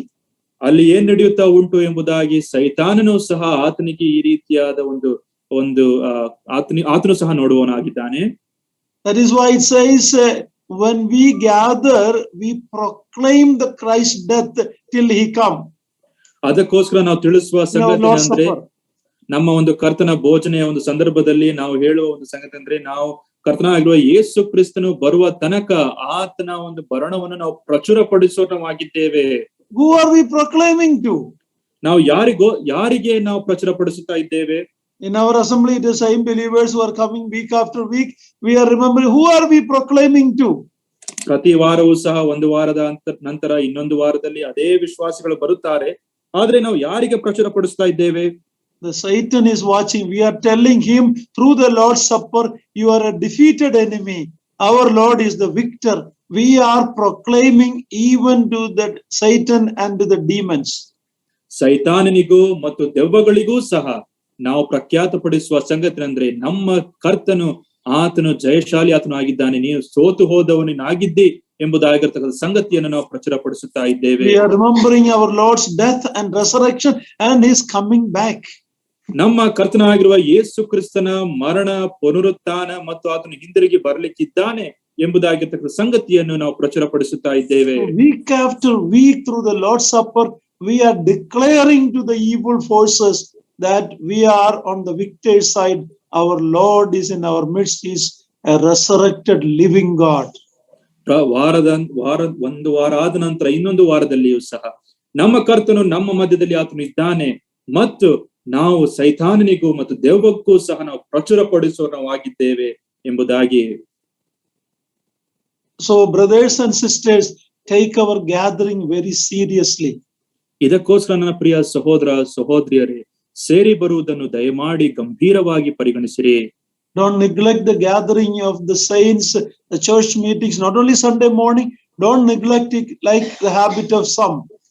ಮತ್ತು ನಮ್ಮ ಒಂದು ಭಾನುವಾರದ ಒಂದು ಕೂಟ ಮಾತ್ರವಲ್ಲದೆ, ಸಭೆಯಾಗಿ ಸೇರಿ ಬರುವ ಒಂದು ಕೂಟವನ್ನು ಒಂದು ರೂಢಿ ಕ್ರಮದ ಹಾಗೆ ನೀವು ಅದನ್ನು ಮರೆತು ತಾತ್ಸಾರ ಮಾಡಬೇಡ್ರಿ. ಕೆಲವರು ಈಗಾಗಲೇ ಅದನ್ನು ಮಾಡುತ್ತಾ ಇದ್ದಾರೆ. I'm going to close in a few minutes the study of angels. ದೂತರ ವಿಷಯವಾಗಿರ್ತಕ್ಕಂಥ ಅಧ್ಯಯನವನ್ನು ಕೆಲವು ನಿಮಿಷಗಳಲ್ಲಿ ನಾನು ಮುಕ್ತಾಯ ಮಾಡ್ಲಿಕ್ಕಿದ್ದೇನೆ. But may the study of angels help us to know and love and worship and serve our Lord with the greatest zeal. ಒಂದು ಇನ್ನೂ ಸಹ ಗಟ್ಟಿಯಾದ ಒಂದು ಆಸಕ್ತಿಯಿಂದ ನಮ್ಮ ಕರ್ತನನ್ನು ನಾವು ಸೇವಿಸುವ ಹಾಗೆ, ಆತನನ್ನು ಆರಾಧನೆ ಮಾಡುವ ಹಾಗೆ ನಮಗೆ ಪ್ರೇರೇಪಣೆಯನ್ನು ಕೊಡಲಿ. You remember in Acts chapter 10, ಅಪೊಸ್ತಲ ಕೃತ್ಯಗಳು 10ನೇ ಅಧ್ಯಾಯದಲ್ಲಿ ನಿಮ್ಗೆ ಜ್ಞಾಪಕ ಉಂಟು, Cornelius. ಕೊರ್ನೇಲನ ವಿಷಯವಾಗಿ ನಾವು ನೋಡುತ್ತೇವೆ. He was a Roman centurion. He was not a Jew. ಆತನು ಒಬ್ಬ ರೋಮಾಪುರದ ಒಬ್ಬ ಶತಾಧಿಪತಿ ಆತನಾಗಿದ್ದು, ಆತನು ಒಬ್ಬ ಯಹೂದ್ಯನಾಗಿರಲಿಲ್ಲ. But he believed in the God of the Jews. ಆದ್ರೆ ಯಹೂದ್ಯರ ದೇವರಲ್ಲಿ ಆತನು ನಂಬಿಕೆ ಇಟ್ಟನು. He was a praying man. ಆತನು ಪ್ರಾರ್ಥನೆ ಮಾಡುವವನಾಗಿದ್ದನು. He was giving alms. He was helping people. ಆತನು ಇತರರಿಗೆ ಸಹಾಯ ಮಾಡುವವನು, ಅಂದರೆ ಹಣ ಸಹಾಯವನ್ನು ಆತನು ಮಾಡುವವನು ಆತನು ಆಗಿದ್ದನು. So look at chapter 10 verse 3 of Acts. ನಾವು ಅಪೊಸ್ತಲ ಕೃತ್ಯಗಳು 10ನೇ ಅಧ್ಯಾಯ 3ನೇ ವಚನವನ್ನು ಓದಿಕೊಳ್ಳೋಣ. ಮಧ್ಯಾಹ್ನದ ಮೇಲೆ ಸುಮಾರು 3 ಗಂಟೆಗೆ ಅವನಿಗೆ ಒಂದು ದರ್ಶನ ಉಂಟಾಗಿ, ಒಬ್ಬ ದೇವದೂತನು ತನ್ನ ಬಳಿಗೆ ಬಂದು ಕೊರ್ನೆಲ್ಯನೇ ಎಂದು ಕರೆಯುವುದನ್ನು ಅವನು ಪ್ರತ್ಯಕ್ಷವಾಗಿ ಕಂಡನು. ಅವನು ಆ ದೂತನನ್ನು ದೃಷ್ಟಿಸಿ ನೋಡಿ ಭಯ ಹಿಡಿದವನಾಗಿ, ಏನು ಸ್ವಾಮಿ ಎಂದು ಕೇಳಲು, ದೂತನು ಅವನಿಗೆ, ನಿನ್ನ ಪ್ರಾರ್ಥನೆಗಳು ನಿನ್ನ ದಾನ ಧರ್ಮಗಳು ದೇವರ ಮುಂದೆ ಜ್ಞಾಪಕಾರ್ಥವಾಗಿ ಏರಿ ಬಂದವು. ಈಗ ನೀನು ಯೊಪ್ಪಕ್ಕೆ ಜನರನ್ನು ಕಳುಹಿಸಿ ಪೇತ್ರನೆನಿಸಿಕೊಳ್ಳುವ ಸೀಮೋನನನ್ನು ಕರೆಯಿಸಬೇಕು. ಒಬ್ಬ ಶತಾಧಿಪತಿ ಇದ್ದಾನೆ, ಅವನು ನೀತಿವಂತನು, ದೇವರಿಗೆ ಭಯಪಡುವನು, ಯೆಹೂದ್ಯ ಜನರೆಲ್ಲರಿಂದ ಒಳ್ಳೆ ಹೆಸರು ಹೊಂದಿದವನು ಆಗಿದ್ದಾನೆ. ನಿನ್ನನ್ನು ತನ್ನ ಮನೆಗೆ ಕಳುಹಿಸಿಕೊಂಡು ನಿನ್ನಿಂದ ಬೋಧನೆಯನ್ನು ಕೇಳಬೇಕೆಂದು ದೇವದೂತನ ಮುಖಾಂತರವಾಗಿ ಅಪ್ಪಣೆ ಹೊಂದಿದವನು ಎಂದು ಹೇಳಿದರು. Verse 33 lastly. ನಾನು ತಡ ಮಾಡದೆ ನಿನ್ನ ಹತ್ತಿರ ಕಳುಹಿಸಿದೆನು, ನೀನು ಬಂದು ಉಪಕಾರವಾಯಿತು. ನೀನು ಬಂದದ್ದು ಉಪಕಾರವಾಯಿತು. ಹೀಗಿರುವುದರಿಂದ ಕರ್ತನು ನಿನಗೆ ಅಪ್ಪಣೆ ಕೊಟ್ಟಿರುವ ಎಲ್ಲಾ ಮಾತುಗಳನ್ನು ಕೇಳುವುದಕ್ಕೆ ನಾವೆಲ್ಲರೂ ಈಗ ದೇವರ ಸನ್ನಿಧಾನದಲ್ಲಿ ಕೂಡಿದ್ದೇವೆ ಅಂದನು. And look at what was happening here. ಇಲ್ಲಿ ನಾವು ನೋಡುವ ಇಲ್ಲಿ ನಡೆಯುತ್ತಾ ಇರುವ ಒಂದು ಸಂಗತಿಯನ್ನು ನೋಡ್ರಿ. Cornelius was a godly man, but he was not saved. ಕೊರ್ನೇಲನು ಆತನು ಒಬ್ಬ ದೈವಿಕವಾದ ಒಬ್ಬ ದೇವ ಭಯಭಕ್ತಿ ಉಳ್ಳ ವ್ಯಕ್ತಿಯಾಗಿದ್ದ, ದೇವ ಭಯಭಕ್ತಿ ಉಳ್ಳ ಒಬ್ಬ ವ್ಯಕ್ತಿ ಆತನು ಆಗಿದ್ದರೂ ಸಹ ಆತನು ರಕ್ಷಣೆ ಹೊಂದಿದ ಒಬ್ಬ ವ್ಯಕ್ತಿ ಆಗಿರ್ಲಿಲ್ಲ.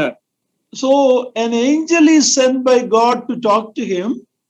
ದೇವರು ದೇವದೂತನನ್ನು ಕಳಿಸಿಕೊಂಡು ಆತನ ಜೊತೆಯಲ್ಲಿ ಮಾತನಾಡುವುದಕ್ಕೆ ಆತನ ಕಳಿಸಿದನು.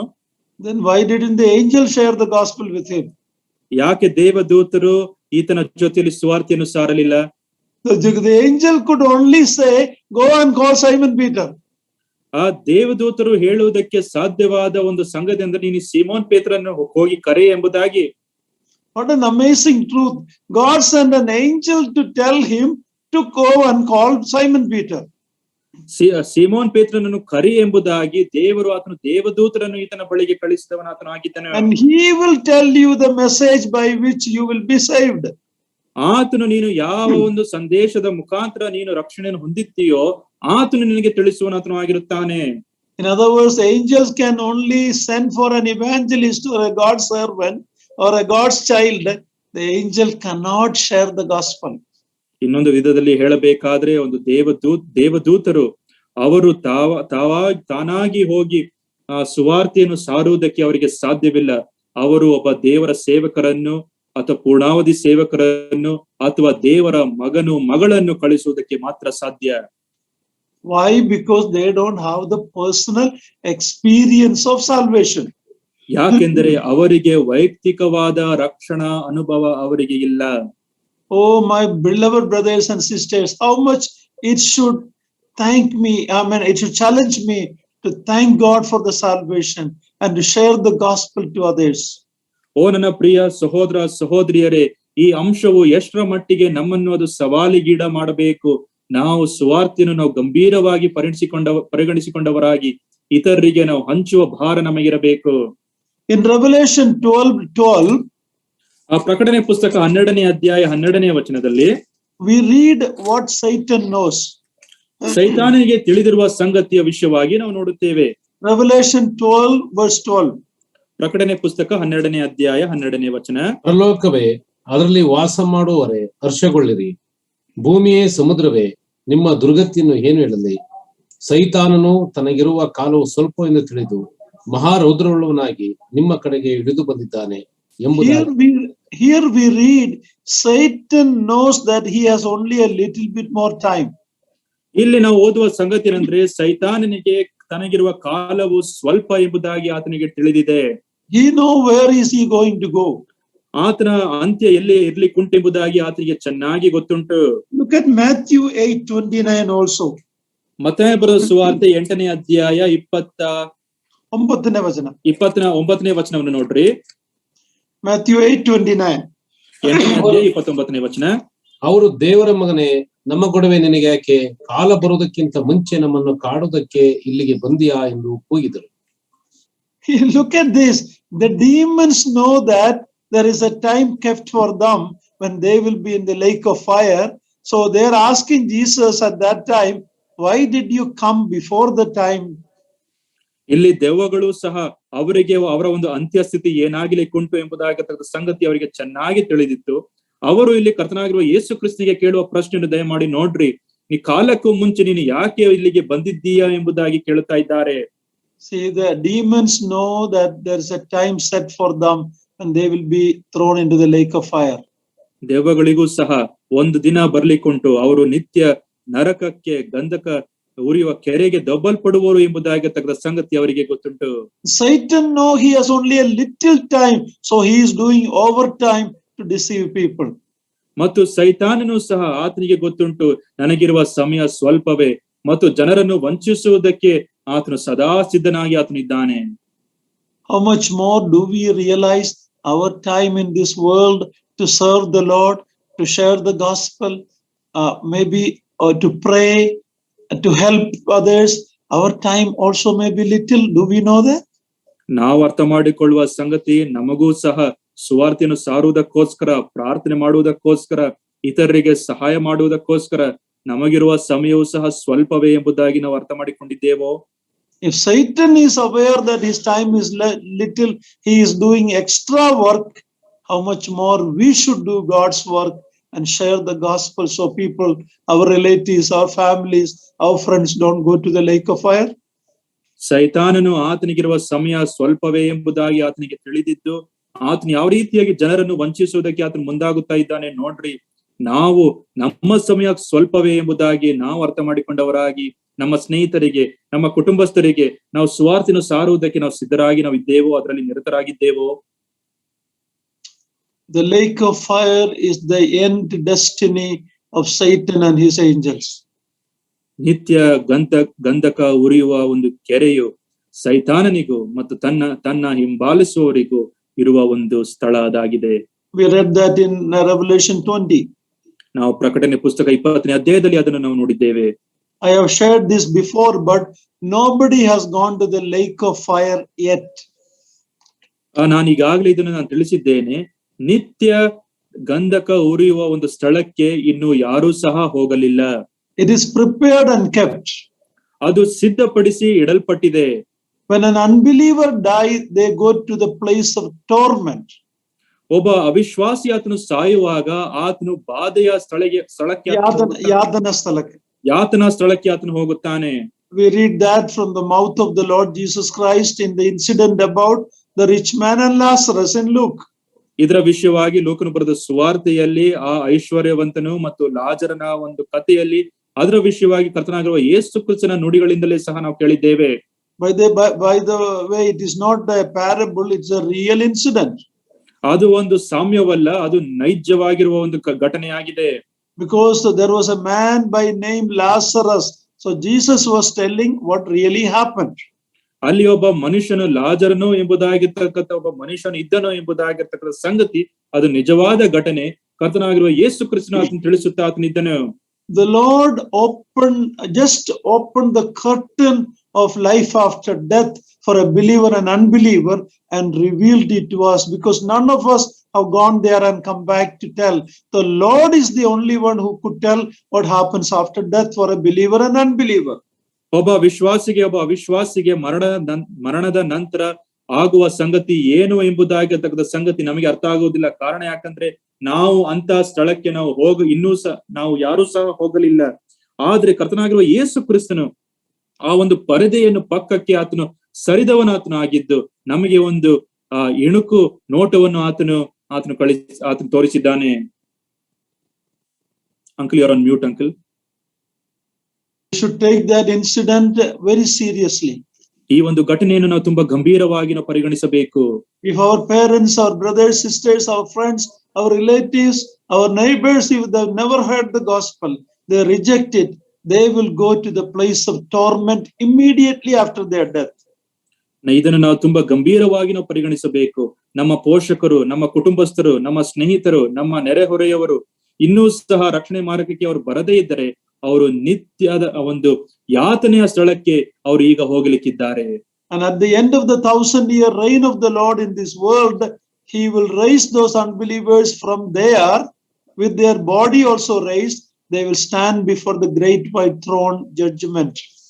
ಮತ್ತು ಕರ್ತನಾಗಿರುವ ಯೇಸು ಕ್ರಿಸ್ತನ 1000 ವರ್ಷದ ಆಳ್ವಿಕೆಯ ನಂತರ ಅವರು ಕರ್ತನಾಗಿರುವ ಯೇಸು ಕ್ರಿಸ್ತನು ಅವರನ್ನು ಎಬ್ಬಿಸುವನಾತನು ಆಗಿದ್ದು ಅವರು ಆ ಒಂದು ಮಹಾ ಬಿಳಿ ಸಿಂಹಾಸನದ ಮುಂದೆ ಅವರು ನಿಲ್ಲಲಿಕ್ಕಿದ್ದಾರೆ ಮತ್ತು ನ್ಯಾಯ ತೀರ್ಪು ಅವರಿಗೆ ಆಗ್ಲಿಕ್ಕುಂಟು.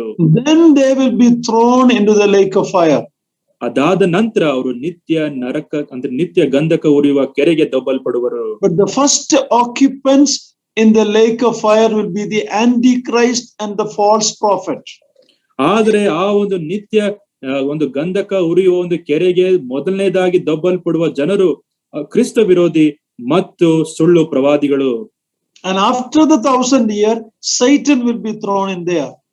ಮತ್ತು 1000 ವರ್ಷದ ಆಳ್ವಿಕೆಯ ನಂತರ ಸೈತಾನನು ಸಹ ಅಲ್ಲಿಗೆ ಸೇರುತ್ತಾನೆ.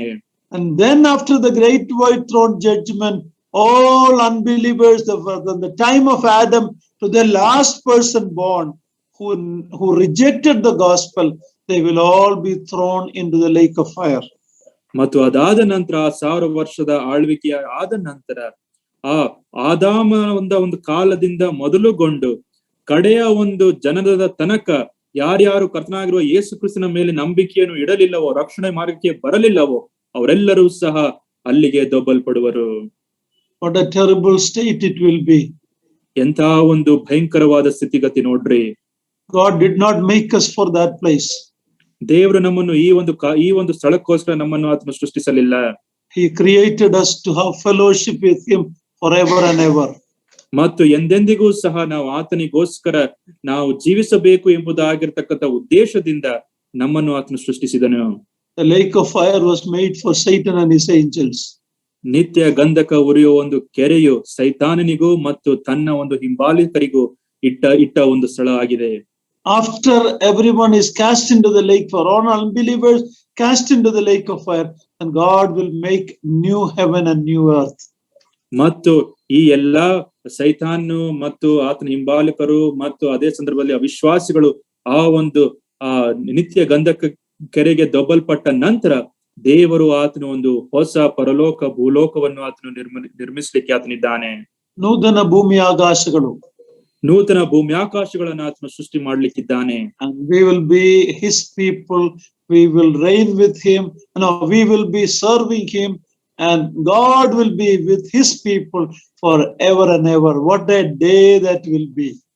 ನಾವು ಆರಾಧಿಸುತ್ತಾ ಆತನನ್ನು ಸೇವಿಸುತ್ತಾ ನಾವಿರುತ್ತೇವೆ. ಆತನು ನಮ್ಮ ಅರಸನಾಗಿಲಿಕ್ಕಿದ್ದಾನೆ ಮತ್ತು ಆ ಒಂದು ಸಮಯವು ಎಂತ ಅದ್ಭುತವಾದ ಒಂದು ವಿಷಯ ಅಲ್ಲವೇ. All our tears will be wiped away by the Lord himself. ನಮ್ಮ ಕರ್ತನು ತಾನೇ ನಮ್ಮ ಎಲ್ಲಾ ಕಣ್ಣೀರುಗಳನ್ನು ಆತನು ಒರೆಸಲಿಕ್ಕೆ ಆತನಿದ್ದಾನೆ. We who served him and loved him and served him will be rewarded when he comes. ಆತನನ್ನು ಪ್ರೀತಿಸಿದವರು ಮತ್ತು ಆತನಿಗೆ ಸೇವೆ ಮಾಡಿದವರು ಅವರೆಲ್ಲರೂ ಸಹ ಪ್ರತಿಫಲವನ್ನು ಹೊಂದಲಿಕ್ಕಿದ್ದಾರೆ.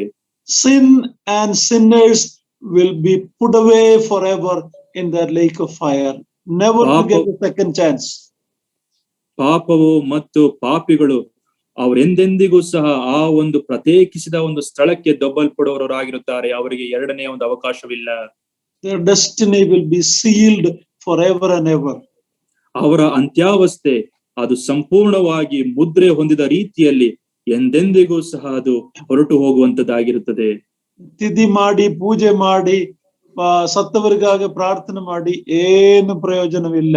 This is a terrifying thought, and the unbelievers don't know that. We know that. Let us with the zeal and desire share the gospel, serve the Lord, love the Lord. The holy angels are doing that. They are motivating us. ಅವಿಶ್ವಾಸಿಗಳಿಗೆ ಇದರ ವಿಷಯವಾಗಿ ಅವರಿಗೆ ಗೊತ್ತಿಲ್ಲ. ಆದ್ರೆ ಆ ನಿಜ ಪರಿಶುದ್ಧವಾದ ದೇವದೂತರು ಅವರು ಸಾಕ್ಷೀಕರಿಸುತ್ತಾ ಇದ್ದಾರೆ. ಅವರು ಈ ಕರ್ತನ ವಿಷಯವಾಗಿ ಚೆನ್ನಾಗಿ ಅವರು ತಿಳಿದುಕೊಂಡಿದ್ದವರಾಗಿರುತ್ತಾರೆ. ಅವರು ನಮಗೆ ಸವಾಲಾಗಿದ್ದಾರೆ. ಇದನ್ನು ನಾವು ಸ್ಪಷ್ಟವಾಗಿ ಅರ್ಥ ಮಾಡಿಕೊಂಡವರು ಆಗಿರಬೇಕು. I hope the study of angels was profitable to you. ದೇವದೂತರ ಶಾಸ್ತ್ರ ಅಂದ್ರೆ ದೂತರ ಶಾಸ್ತ್ರದ ಒಂದು ಅಧ್ಯಯನ ನಿಮ್ಮೆಲ್ಲರಿಗೂ ಸಹ ಲಾಭವಾಗಿತ್ತೆಂಬುದಾಗಿ ನಾನು ನಂಬಿದ್ದೇನೆ. Any topic when I share and I study, it challenges me, it rebukes me, it corrects me. So it was beneficial to me. I hope it was beneficial to you. ಯಾವುದೇ ಪ್ರಸ್ತಾಪವನ್ನು ನಾನು ಅಧ್ಯಯನ ನಡೆಸುವುದರಲ್ಲಿ ಮತ್ತು ಏನೇ ಮಾಡಿದರೂ ಸಹ ಅದು ನನಗೆ ಒಂದು ಸವಾಲಿಗೆ ಅದು ಈಡು ಮಾಡುವಂತದ್ದಾಗಿದೆ. ನನ್ನನ್ನು ಪ್ರೋತ್ಸಾಹ ಮಾಡುವಂತದ್ದಾಗಿದೆ. ನಿಮಗೂ ಸಹ ಪ್ರೋತ್ಸಾಹವಾಗಿದೆ ಎಂಬುದಾಗಿ ನಾನು ನಂಬಿದ್ದೇನೆ. May the Lord take all the glory through this study. Thank you for attending. Thank you for patiently attending. ಮತ್ತು ಎಲ್ಲರೂ ಸಹ ಇದರಲ್ಲಿ ನೀವು ಭಾಗವಹಿಸಿದ್ದಕ್ಕಾಗಿ ನಾನು ವಂದಿಸುವನಾಗಿದ್ದೇನೆ. ಕರ್ತನ ನಾಮಕ್ಕೆ ಮಾತ್ರ ಮಹಿಮೆ ಉಂಟಾಗಲಿ.